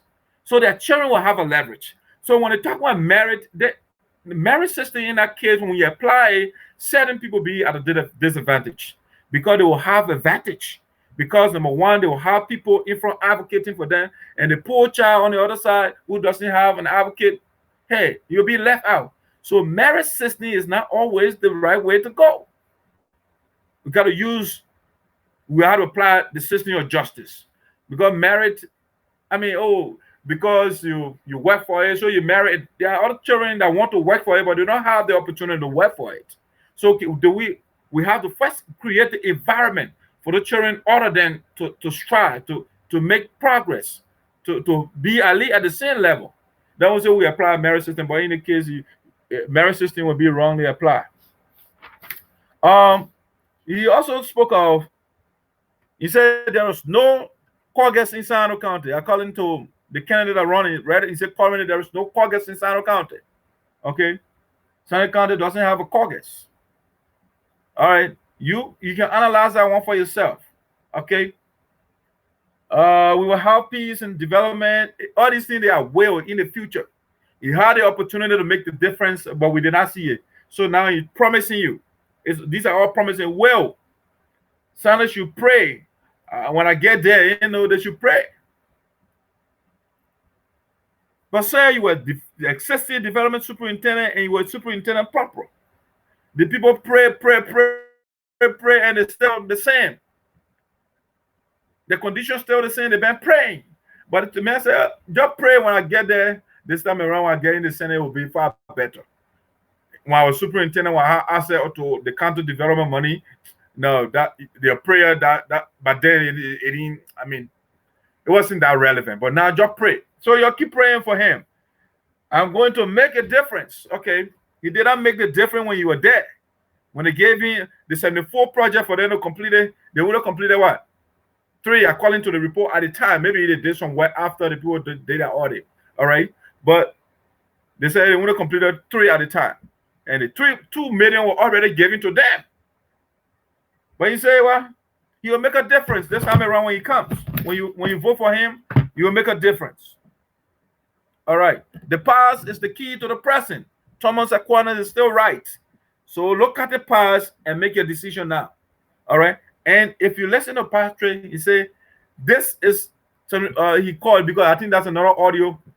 It wasn't posted, but he was quoting him. He said, oh, this is, your final, time of contesting. So if this is the final, if you put in there the final, he might not be after you. He will be after himself, because I'm not going back anyway. So let me just give my last shot and get what I can get for myself. There's a possibility. Okay? And that's the same philosophy in the Teahjyay house right now. He has 9 years already. When the people put in there for the second time, he will just take what he wants to take for himself. After 18 years, what am I looking for again? You see, these are the philosophy these guys got. So you got to be very, very careful how you vote the coming election. We'll give you all the guys their history, and you make your decision. All right. So let me continue with the audio. Almost done. And defeated 4 times, as you just alluded to. This time will be. He contested 4 times. Okay, this is the 5th time going now, and you are defeated. Why I say? Let's listen. He's gonna say something here. Let's listen. Listen to him. You are here for the Senate race. So, what's the guarantee? What is the guarantee? What's one of the mistakes of the scholar that did not make you win in previous elections that you think are going to be corrected and make you win this time around? Okay, for every time somebody did it, the reason why they are all against about one. Okay? And there are no way that are so fighting, and there are no reason why I didn't win. I don't want to hit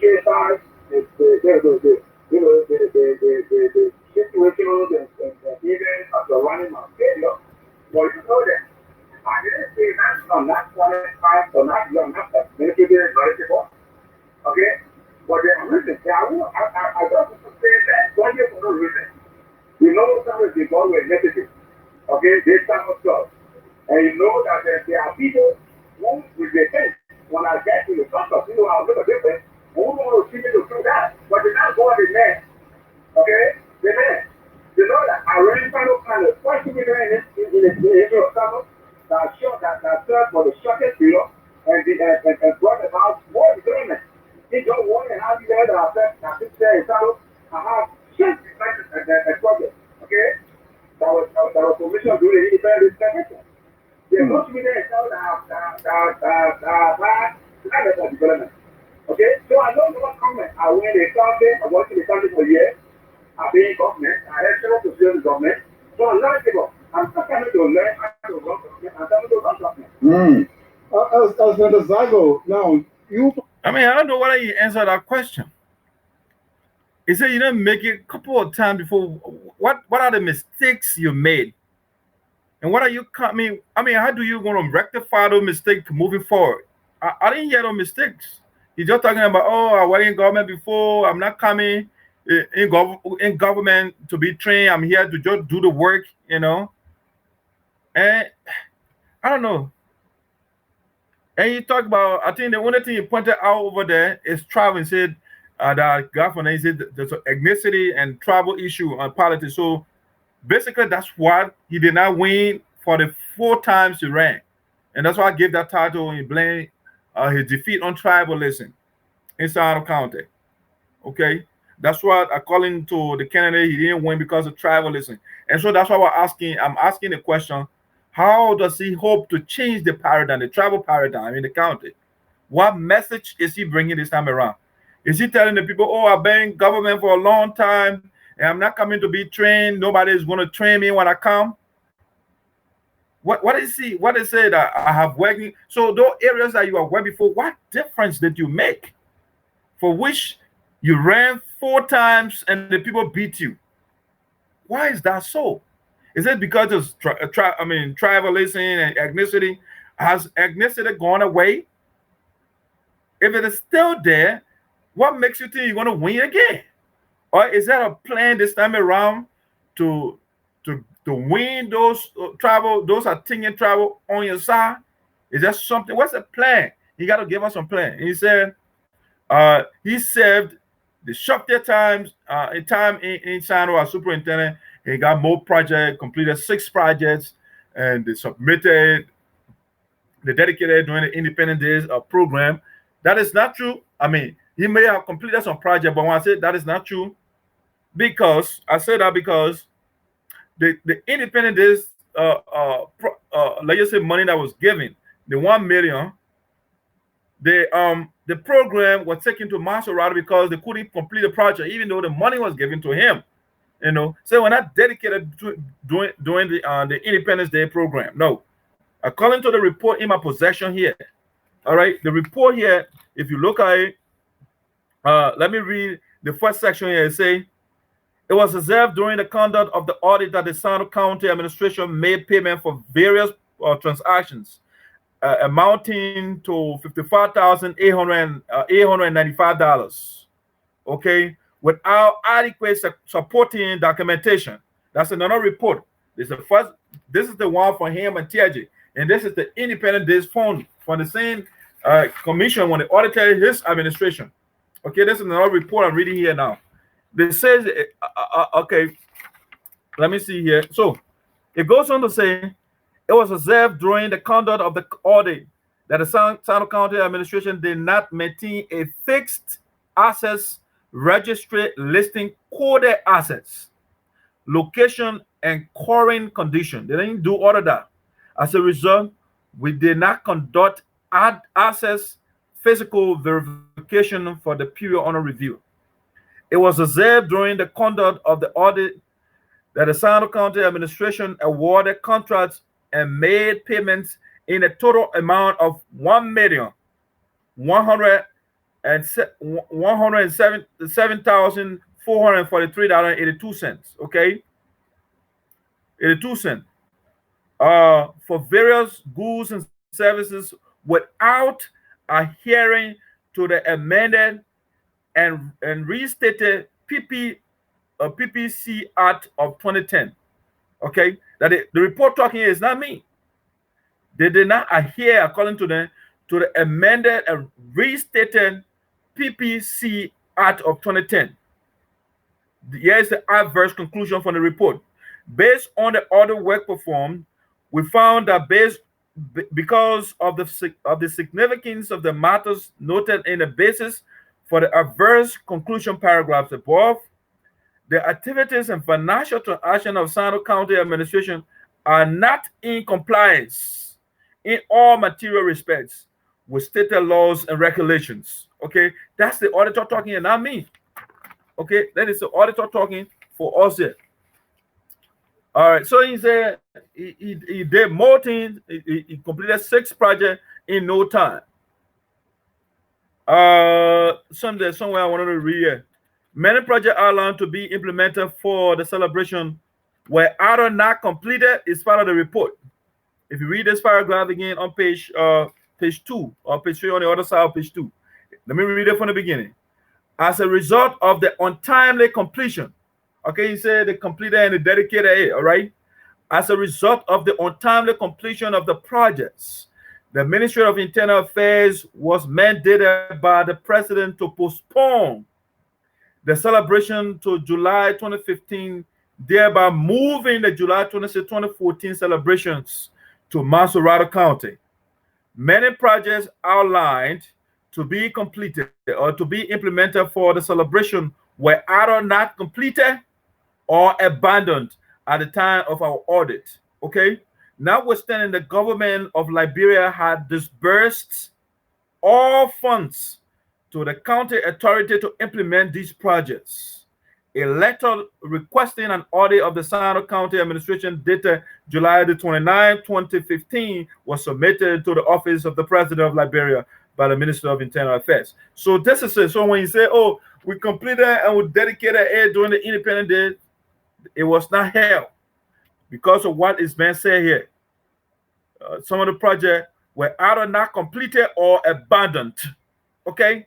So these politicians will tell you things. We got the documents, we'll share them with you. If you want to vote for them, so be it. But we are telling you their history, what they did for our people. They abandoned our projects. According to the report. Now, I didn't write the report.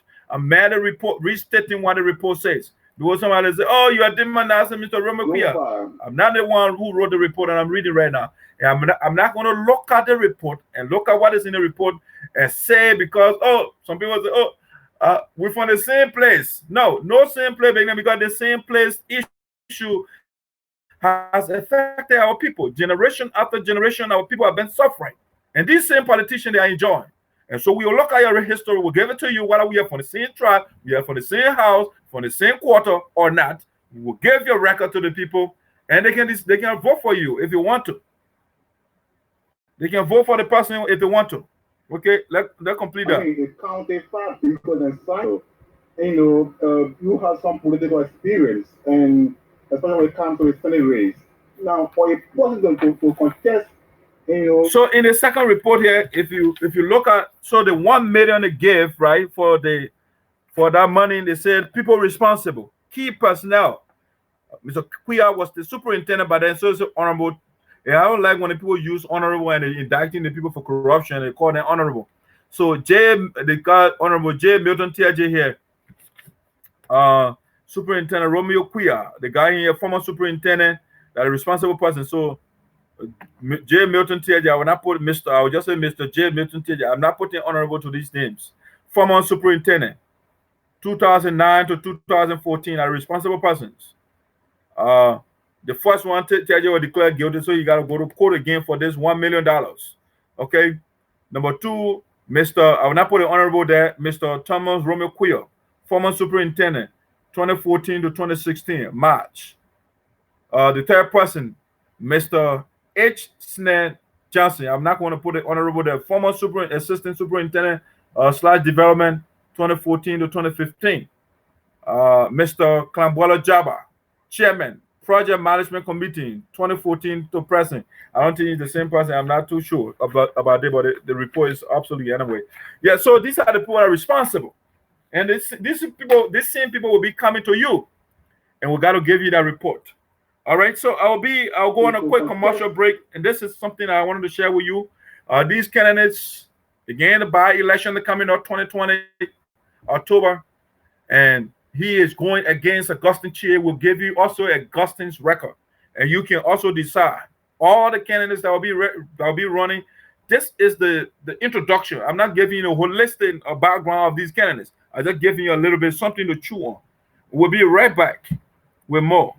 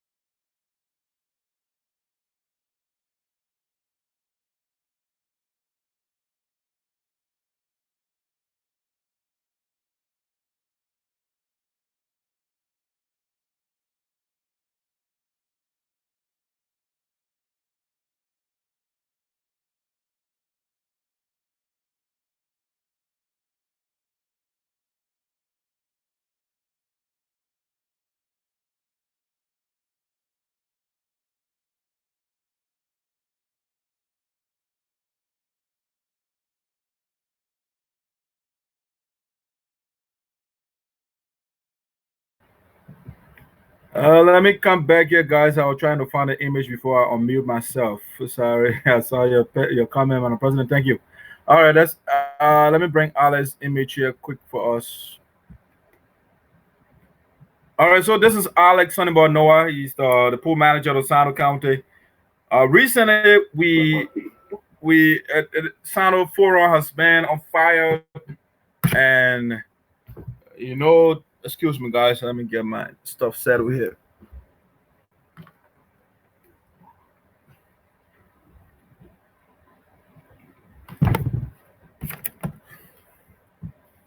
Sorry, I'm doing a lot here. Anyway, so the Alex Sunnyball Noah. But before I go ahead here, let me see some of the comments that are trending here before I go to Sunnyball Noah. Let's see. Milton say the former superintendent record is the problem. During the leadership, the county was managed poorly. His chances of getting elected is just not possible from our educations. Okay, that's the view of Mr. Milton Teahjyay. He also said here the former superintendent records is a major problem. He and Senator Milton Teahjyay managed the county so poorly. The people knew what took place during the leadership. I just see the possibility of him be elected so easily. Okay, it will be difficult myself. That's how I see it. Let me see other comments here. I see other posts here. No sound. Milton also said here, Doug, you are absolutely right. The last board and executive meeting was not necessary.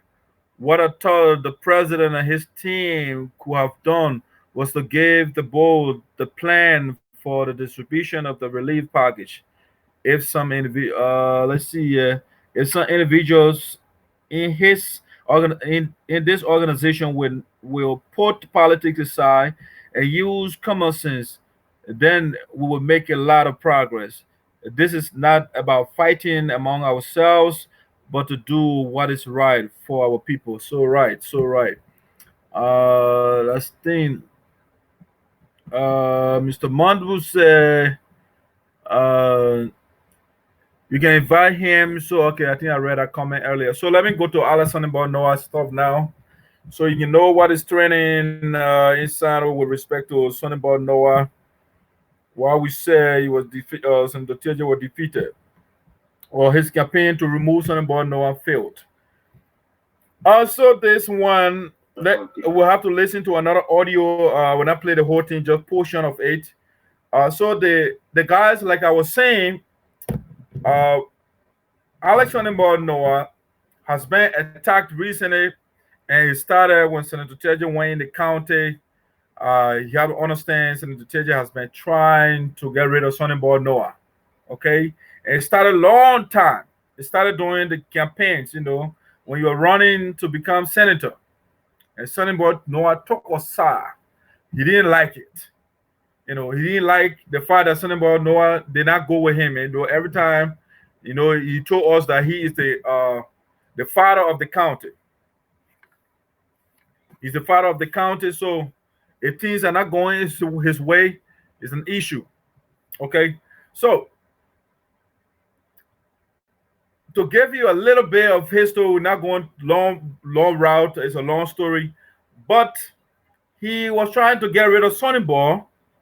When Sonny Boy Noah was at the Capitol building, let's see. Let me read something to you here. It says here,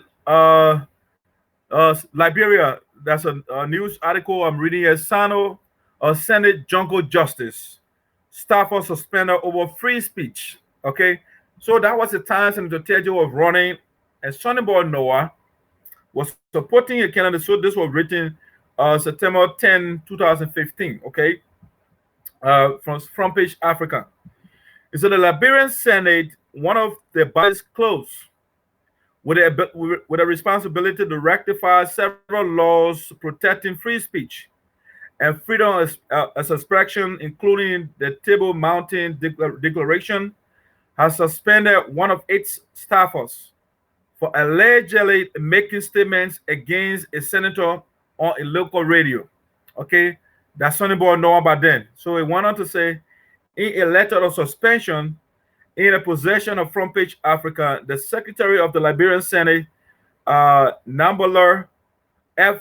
Sengbe, Swinier informed Mr. Alexander S. Noah. Okay, Alexander Noah, that's his name, so we'll call it Alex Noah, we'll just call it short. Okay, X Noah, a press officer in the Department of Press and Public Affairs, that the attention of the Senate leadership is drawn against statements the staffer made against Santa County Senator J. Milton Teahjyay. Okay. All right. So he was a senator by then, and comments Sonny Boy made and said he was under indictment, and that's true. He was indicted. He was under indictment at the time. The LSCC and the GSC report, the report I was just reading to you. Okay, this report I was referring to, and say he was corrupt. Senator Teahjyay took offense to that and suspended the man. The man was suspended for 3 months. Anyway, the other guys, Mabutu and Muzaza and other guys, they put together and fought, and Sonny Boy reinstated. So the same Teahjyay man is still, because before Sonny Boy Noah became poll manager or director of Santa County, he opposed the man. He doesn't like, for some reason, the man just hates everybody. Once that appointment does not come from him, he will have a problem.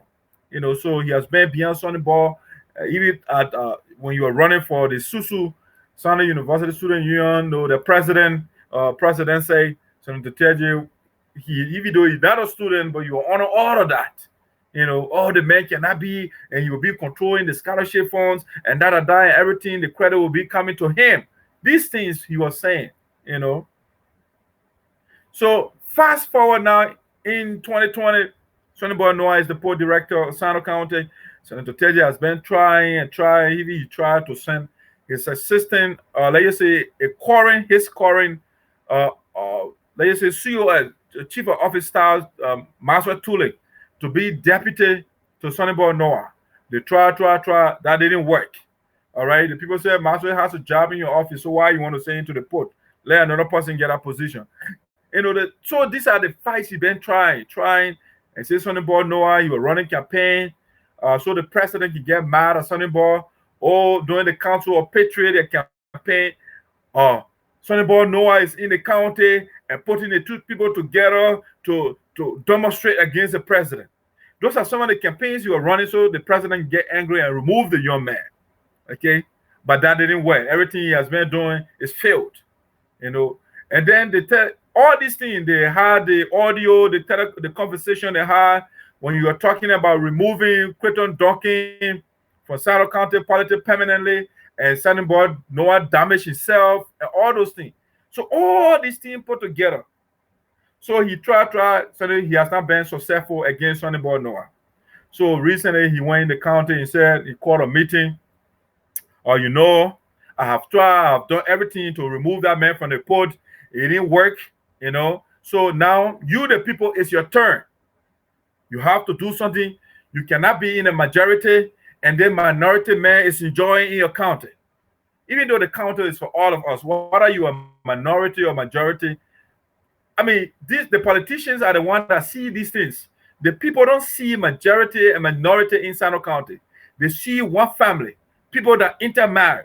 Okay, that's what the people of Sano County see. Crew man marries Sapo, woman, crew woman marries Sapo, crew and all of that. So these things, the people don't see those things. The people think about every day how they will send their children to school, how they will get medication for themselves, how they will put food on the table. And those things, these are things that people think about. But Senator Teahjyay, he wants to be re-elected, so he put in the tribal line all the time. Oh, a minority man. You sit down here, Saryorpodeh Noah is enjoying building B house for himself, and you guys are suffering. I have tried my best to remove him. It didn't work. So now you got to start. So he incited the young people. He talked to the elders to activate their voodoo and other things against Saryorpodeh Noah. So the young people took onto Facebook.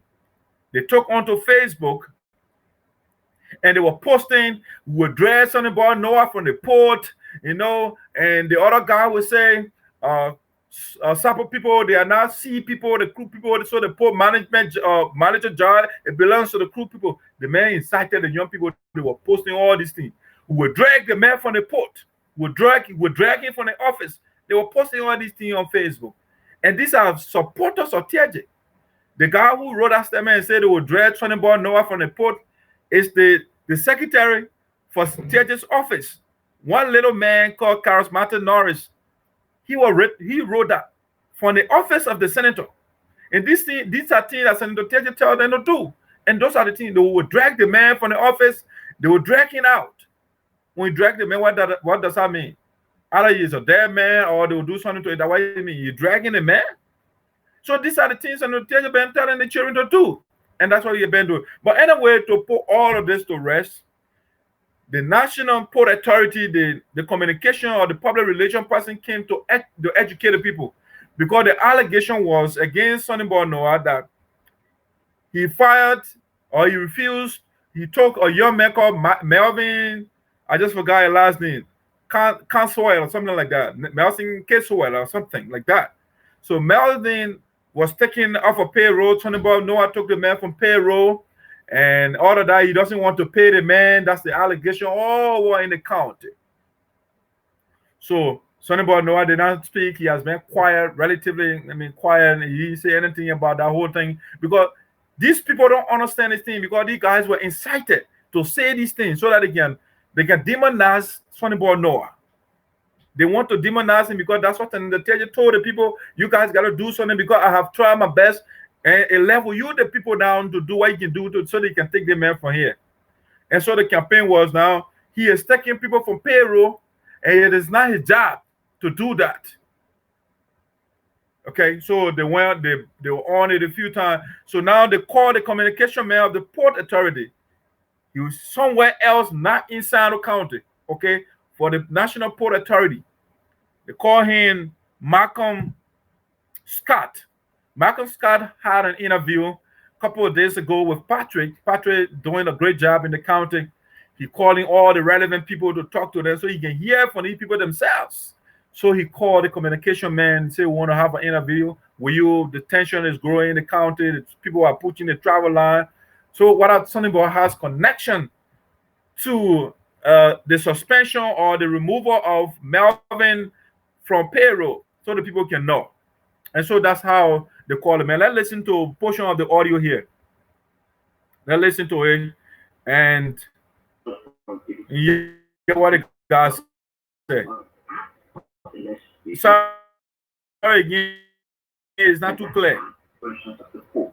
They put a window, they put up a logo, they put a top of and put up the piano.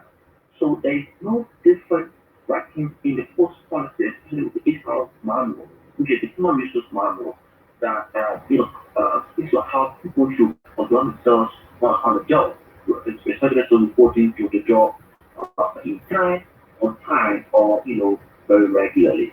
It is for having we will have somebody, who's supposed to be on job, very regularly, who choose to stay away from job, and then, if actions are taken, it will fly around with and saying that, they will shout that, or, something the family using. The quality of the code, with respect to 8.2 of the HR manual, prohibits employees, and I'm saying employees should stay away from job, when they shouldn't be away from job. It is required that I have speaking to you via this video this morning. I see that in my office. I spend the day in office between 8 to 9. As a matter of fact, I have this very keen and a very peculiar task to perform as a superintendent. So if I should be in office at 8 o'clock, and I'm afraid to work at 8, at home for the full summer, not to work at a time, things will be on 1 week, things will be on 2 weeks, things can get about up to 3 months. Please tell me, okay, that is probably be the judge as to whether a school value the job. I mean, it doesn't happen anywhere. So on the basis of these, or calculations or judgment, when the employee of a school or college to just stay away from the job, that means the person is telling you don't have to invest in the job. What happens in the nature is that your local supervisor, will have to keep telling that to you because as a matter of fact, my staff, I'm contributing about 18 to 20 staff in my office. They have to assign a attendance sheet to say that they're on the job. It is that attendance sheet that shows that person's job. If they don't sign onto the sheet, it tells you that when the HR comes into public or comes to work, their actions, or their consequences. It is not, one, they don't update you after all your pay is cut. If it's a set beyond the prescribed of the HR manual, it means then that the name is automatically dropped off the payroll. And the actual negative review is not only unique to review alone. Let me let you know that every recent time, there are one woman that was supposed to be removed, for downsizing the payroll. We had to counter that because that was not correct. What was happening is that the person of the Port Authority is in the process of reviewing people who didn't have job or they don't go to work. So it's not only applicable, it's not unique to the people of real alone. As to speak as a who makes people from the RA department, who is internal audit, that are trying to verify who those people that stay with the job so that you want to ensure that it's value for money. You can't be from the institution, you don't need a job. So I have taken people, when you see what people look like, it's scary. It is scary. So the second question is not going to be scary. Someone looks at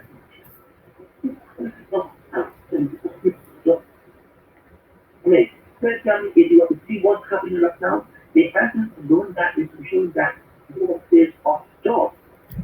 Okay? Yeah, okay.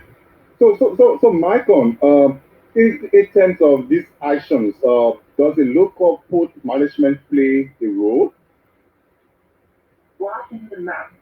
The local management is just, the general representation of the managing director of the management of the school. But that local management does not take the lack of decision on behalf of the national authority. One of the things I think I took on so as a management in general, and sometimes it is approved by the board of governors. So, to speak, I'm at home, a spokesperson for the just look at them. I don't have that rule thought. I don't have the balls now to go and have to pay so much my office to how to do stuff like that. It's a little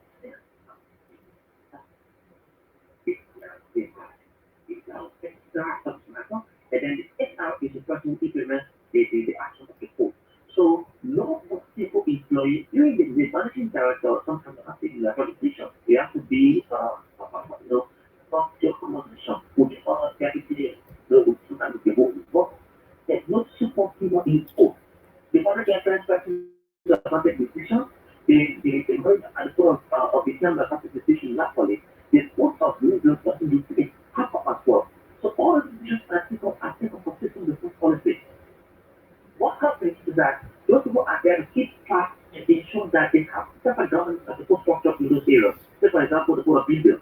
So someone who I have known him, okay, he doesn't have that authority. He has absolutely no authority to say, okay, I'll remove some from the business practice. Someone does not play important because the point is the national stuff on the truth is happening from the global. It's not. It's possible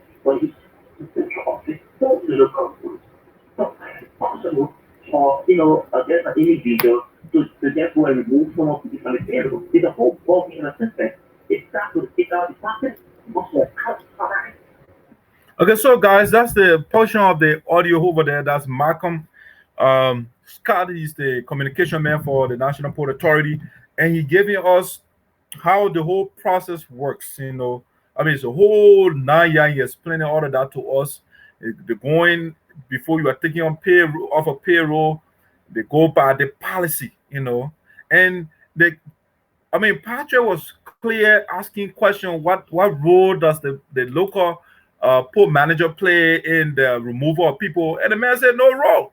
They don't play. I mean, if they didn't play a role, he said before you are taken from payroll, the board of directors got to actually approve it before they can do it. So the man cannot do it.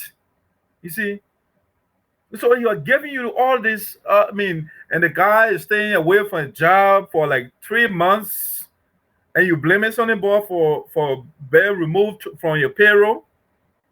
Who doesn't? The company is not yours. If it is your private company, you can say, okay, I can stay home and relax. But you are employed, and for 3 months you stay home. Yes, then you blame Sonny Boy Noah, and the people they want to politicize it and say, "Oh, Sonny Boy Noah is the one that took people from payroll."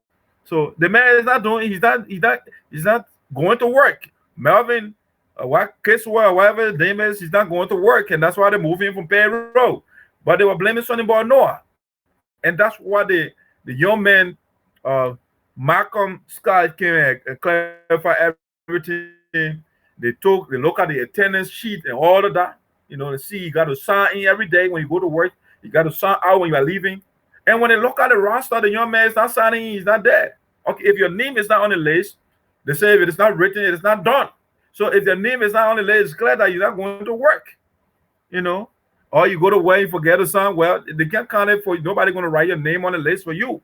And so once your name is not on the roster, you didn't go to work. And they have the local supervisor that can give you briefing and all of the things and review your attendance and give you citation if possible or write you up. Sonny Boy Noah has nothing to do with all of this. The man was explaining all of that. And everything is done in keeping with policy. He also said Sonny Boy Noah does not have the authority to take somebody from payroll. So if you do something, if you don't follow the policy, your action is that what the guy says is consequential. You get a consequence for your action. You'll be punished. You'll be removed from payroll. And when you listen to the whole thing, they say when you don't go to work, for example, they look at the rest of the days you work for, they pay you. It's the same thing here. The hours you put in are the hours they pay you for. If you don't go to work, you expect to be receive a check. No. And no job will tell you don't send legitimate excuse. Or you don't get time in advance that, I'll be off for this amount of time. They don't approve you and you just stay away. No job will take that and say, we still pay you. Who are you? If the company is not yours, brother, you'll be out of window. Everywhere. In the USA, if your own job, you have to go today, you don't call. If you have an emergency, you don't call the report. They call that no call, no show. It goes against you. They count all these things against you. You go to work late, they count it against you. But the young man is not going. Senator Teahjyay went to the county. He's not going to work. He's walking around beyond Senator Teahjyay over the town. But then you blame Sonny Boy Noah. They are blaming Sonny Boy Noah for not for taking a young man from payroll. How is Sonny Boy Noah for here? It's their own negligence. Let me show you the young man here. Let me show you the picture here. He's here. They're walking around beyond Senator Teahjyay the whole day. That's what they do. That's him there. They're walking around all the time. He's not going to work. Beyonce and Teahjyay. And so they're talking for payroll, and he blaming Sonny Boy Noah for taking, and the guys are writing on Facebook, we're dragging Sonny Boy Noah, we're taking from the port, and they're playing the crew and the sample card. It's absurd. It's ridiculous that the young people will be doing this thing in the county. They'll listen to Teahjyay, the man who already told that he's going down. And so he's doing everything to put the county apart, and these young people, they are not smart enough to say, oh no, we're not following this guy. And they're still following him. So that's him.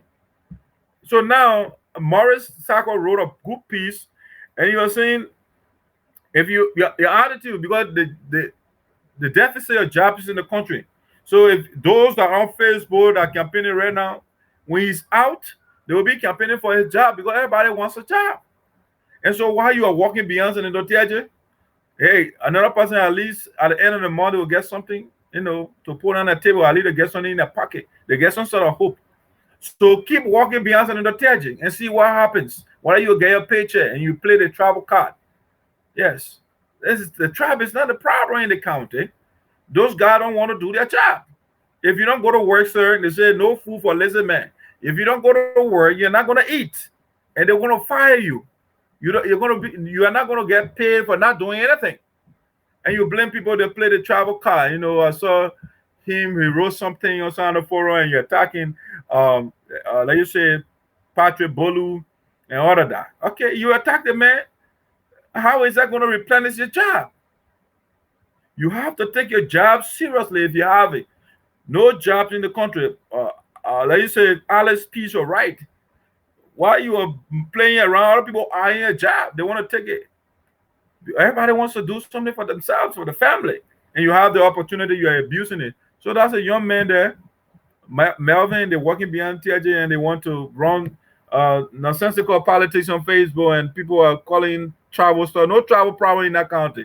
Once you remove Teahjyay from that county, the travel stuff, everything will disappear. And I will say this again. When Senator Teahjyay fired himself from the caucus, see what has been happening. No commotion in the caucus. The Senate county is at peace. Teahjyay is the problem. Every time he goes in the county, the people will start. You will hear problem in the county, because that's how he survived. He try to pull the people apart. Election is coming, so you have to start exciting or inciting the people, the tribal sentiment. So before he gets to the time, pull the people apart in election time. You see what's going on? The tribalism that in the county, if you don't vote for me, the other man will do this to you. Just put fear in the people. And these people are not going at each other. The people of Sano County, they are good. They are fine without Teahjyay. So that's the thing about Sonny Boy Noah. That's why the campaign against Sonny Boy Noah failed. All right, they ran the campaign, called the traditional elders, they called the young people, and the campaign failed. The national communication man, the public relations manager explained everything to him. I don't want to play the whole audio in totality, but this is all the Sonny Boy, the guy, if you listen to him in the audio, he said when Sonny Boy Noah went to the port, they had only 2 employees, and the man carried to 47% are on payroll right now. But the guys are saying, even the young man, Melvin Council, and are working beyond Sonny Boy Noah, Teahjyay right now, Sonny Boy Noah talking to the port. According to information I received, Sonny Boy Noah is the one that talking there. But now he's the one working beyond Teahjyay and demonizing Sonny Boy Noah and his friends. They are writing, they're talking about travel stuff. These young people got to start thinking for themselves. They start following the old man who said he's going down, and they are following him. All right. So, ladies and gentlemen, that's something I wanted to talk about. Sonny Boy Noah, continue the good job. We are not going to be partial here. We'll be fair. If you do the right thing, we'll give you the compliment. If you're wrong, we'll point it out. Whether you're my brother or not. If I do the same thing, just point me out. Yes. All right. So now the last one before we call it a day, this one I call tribal majority versus or ideological majority. And this one, I want to talk about it because I think a lot of the young people are misled in that county. They are their analysis so bad. to the extent that they just write these weird stuff on Facebook. Man, the other young man, I think, will use that to analyze what I'm about to talk about. The young man they call Tika, or Tika is a funny little man. Yeah, let me just put the voice sound over there, and then we can talk about that. I don't want to promote him, so I'm not going to put an image, but we'll just talk about him.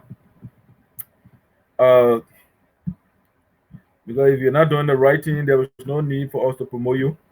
Uh, but I think sometimes it's necessary to put an image so that people can know that that's the reason why. So I put a picture so you can know who I am talking about, and that was sometimes I put the image of the people I'm talking about up. But let me read this stuff to you, and we make something clear here. I will make something. I want to explain something, and I think that's the last time for me to read something for him.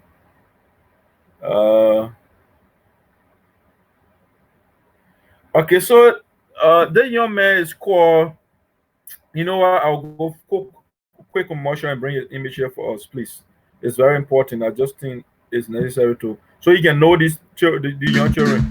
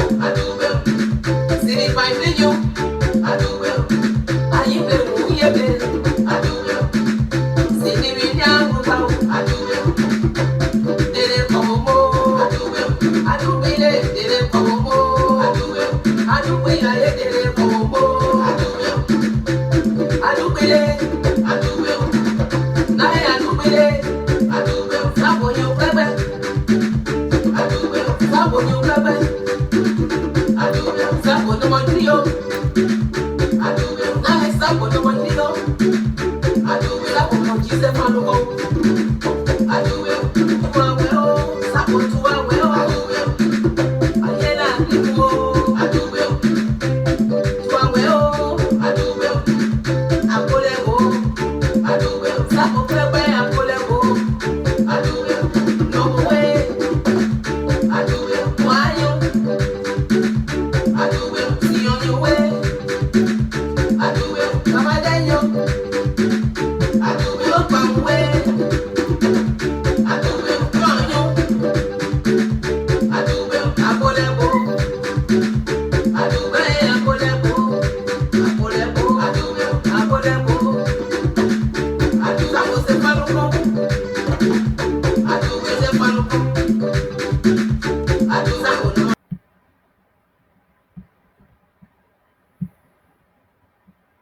All right, ladies and gentlemen, welcome back to Voice of Sano. This is Dak, last talking point for our day, so we can call it a day. So this one, I want to talk about this young man. They call him Oteka Sewie. Oteka Sewie is one of the young guys in Sano County. You know, the young people we depend on Sano County, they are misled. They are all over the place. They don't want to put their act together to see how we can correct the problems in the county. They are also part of the problem, if you like, problems in the county. So this young man here, just want to put something here too. While we are talking, it will come out shortly. So Oteka recently wrote, and he said this. It was written on Saturday. All right, it was written on Saturday at 12:39 p.m. He wrote it on a Sunday, actually. Sorry, it was written on Sunday. So Oteka told us that in his communication, he said, "I regret taking the travel side in Sano politics between 2016 and 2020." Okay, so in other words, he's telling us he played a travel card in 2020 from 2016 to 2020. All right, so he regret taking the travel side. All right, the young people, they are not thinking properly. He confessing now after his action has caused problem in the county. He did not take side based on policy, based on ideology, based on plan. But Oteka said, "I regret taking the travel side." That's why, you see, I have been saying these things over and over. Look at this guy's history. Look at their records. But the young guy is telling you, "I regret taking the travel side in Sano politics between 2016 and 2020." Okay? He said he regrets doing that. "I take responsibility for the damage my actions caused." Okay? He take responsibility for the damage. So in other words, what Oteka is telling you, if your children did not have scholarship, he takes responsibility for that. Okay? If the children die from malnutrition or malaria, he takes responsibility for that. Because the leaders he supported 2016 to 2020, they did not build hospitals, they did not build clinics, they did not find medication for the hospital, they didn't do anything. So he taking responsibility for the damage that his decision caused. Okay? That Oteka telling you this. "I take responsibility for the damage my actions may have caused." Is that your action caused the problem? Some of our children did not go to school. The people you supported. Okay? He said, "May have caused," and it is our people. Okay? I read that again closely. "I regret taking the travel side in Sano politics between 2016 and 2020. I take responsibility for the damage my actions may have caused to Sano and its people." Okay, so the damage, the abandonment of our roads and other things in the county, denied student scholarship, no clinic, abandoning 74 project. He said he takes responsibility, but how does that help to change your plight? Oteka decision took your condition backwards instead of making progress. Okay, because he told you in another piece he wrote, it's about his interest. What is in my political interests? So these are the guys that coming to you, they will start campaigning again. Okay. Never will I allow the action of a single person distract me from an agenda of one Sano party. Okay, now he say he preaching one Sano now. Let's say the man took side before, but now after he finished caution, his action caused damage in Sano County to the people and the county. Now he say, you know what? I have to preach one Sano politics. Okay, that's what he's saying. Just listen, he will be all over the place. I have realized that Sano stands to benefit. Before then, he didn't have that realization. So you know what? Before then, it was about him. Whether the people Sano benefits or the people benefit, he doesn't care. It's all about him. Okay. So this, I have realized, he didn't realize the point. Okay. I realize that Sano stands to benefit more when some of us stand to the true side of history, making for the purpose of protecting prosperities. Okay, before then, all the things were out of his mind, so he caused the damage. Okay, so he's doing damage control right now. All right, Saryo went on to say, frankly, I really decided, frankly,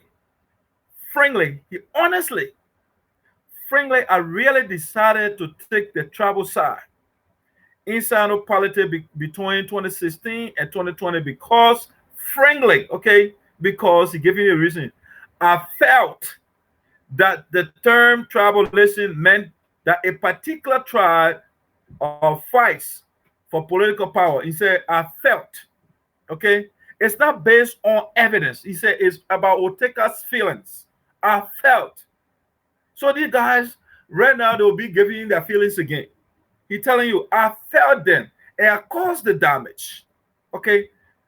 I frankly, he said, I honestly, I truly. Then the Bible says, verily, I say to you, that what Oteka is telling you, I really decided to take the travel side inside of politics between 2016 and 2020 because I felt it's his feelings, okay? I felt it's not the evidence, it's not the data. He did not look at the data, nothing. You were looking at his feelings, okay? I felt that the term tribalism meant that a particular tribe fights for political power to promote more of its kinsmen, okay? That's what he taught. So it's about promoting more of its kinsmen. It's not about seeking everybody interest inside the country. That's what he taught back then. I thought that these political position when they get to power, when I vote my tribe, they will seek their tribesmen interests. Okay, they are not seeking. The guys are so bad at thinking. Okay, it's kinsmen to be specialized in certain spheres. It should be spear, S-P-H-E-R. You say S-P-E-R. Anyway, that lead the other one. A spheres of the Sano's social strata. In contrast to the others. Example, let's say that there are more doctors from the crew ethnicity because the crews were at the helm of the county leadership for a certain period, while there are more lawyers from the Sapo ethnicity, and on the other hand, there are more agriculturalists from the Dripo end of the travel divide because of the same reason. So this guy is about tribalism. He said that's why he taught. Okay, that's why he taught. But that failed. It caused damage. Why he said why he taught, why he failed, but then it caused damage to Sano and his people. So he went on to say, you all will agree. All will I agree with you. I don't agree with you. So you can say you all. Okay, those of you that thinking travel might agree with you. You all will agree with me that if the above example was a reality, all right, we all who have subscribed to tribalism know whether that was the reality, if a particular tribe in power and they promote their own tribal people was a reality, I wouldn't support that. Because I think these politicians, when they go there, the people vote for them, it's not because of their tribe. They vote for them because of the people in totality. Senator Teahjyay is not a senator for the Kru people, for the Jilepo people, for the Taiyuan people. He's a senator of Sino County. So he has to seek all the people interest, even though he's a crew man. But he doesn't, so that's not why people vote. So the young guys are just bad. They're horrible. He said because of that, because the politicians, when they get to power, they are not seeking their trial interest. So because of that, he's changing course right now. They are not changing because when whoever won inside of, when Wylie was the lawmaker, for example, he didn't make Oteka lawyer. And so it makes no sense to vote on tribal business now. Okay. He's going to say, you will all agree with me that if the above example was a reality, we all who have subscribed to tribalism know we all will not. I will not subscribe to anything that does not seek the interest of the people in totality or majority of the people. But I don't like majoritarianism as a matter of fact. Yes. To understand, I want to use utilitarianism, but it's the same greater good for the greater number, but you'll be suppressing certain people. So let's do it in a way that everybody will benefit in a way. If you can cover everybody, but all the regions will receive some sort of help. You know, when a scholarship it covers all the scholarship should cover all the various regions in San County. It shouldn't be certain section, okay, or certain political followers. No, it shouldn't be that way. So Oteka say we all would have subscribed to tribalism as it has and still now happening on the other side of the divide. Okay, I don't know what other side you're talking about. You will tell us. Unfortunately, this is not the case as far as my investigation was concerned between 2016 and 2020. All right. If you're doing investigation, get us sources where you're getting your data from, your information from. When I was talking about Romeo Quioh, I gave you the LAC report, you know, or GSC report. If you don't believe what GSC said, that's a different thing. But give us some sort of source to verify the legitimacy of your investigation or your research that you say you're doing. For some implied reasons, you say for some implied, okay, it's understood. All right. What is implied to Oteka is not implied to me. Okay. So he said for some implied reasons, the term tribalism is banned constructively practiced in the form of political patronage by some politicians in an effort to concretize their political constituents and develop specific locations. Okay. You hear what he's saying? For some implied reason, implied, it's not realistic, it's implied. The term tribalism is being constructively practiced in the form of political patronage. Okay, political patronage, I mean, you favor certain people and other that, you flatter other people. By some politicians in an effort to concretize, to make their base stronger, okay? Their political constituents and develop specific locations, okay? The outcomes of political patronage are visible and are felt in the everyday lives of the beneficiaries who made up the constituencies of those politicians. Example, we see more university graduates, more job appointments, more schools, more clinics, good roads, and etc. in an effort to fight poverty, illiteracy, and diseases. However, it is obvious that there are limited numbers of beneficiaries from the other side of the divide. Okay, so one side, according to Oteka, they are getting more benefits. All right, and the other side, I don't know what side he didn't make it. He's just speaking ambiguously here. These things are not made clear. One side get more schools, one university graduates, they got more schools, they got more clinics and roads and all of that. Cool. Let's assume, for example, the crew side has more schools and more university graduates. Let's assume that's what Oteka is saying. What another Oteka is only limiting this to tribalism, but he's forgetting to do a big thing in the picture is called corruption. So a politician can come from a particular region, he steals the people money, and he go develop his place. Okay, so it's not because of tribalism. Tribalism should have a part to play in that place, but corruption is the problem. So Teahjyay, for example, is from the Tayo belt.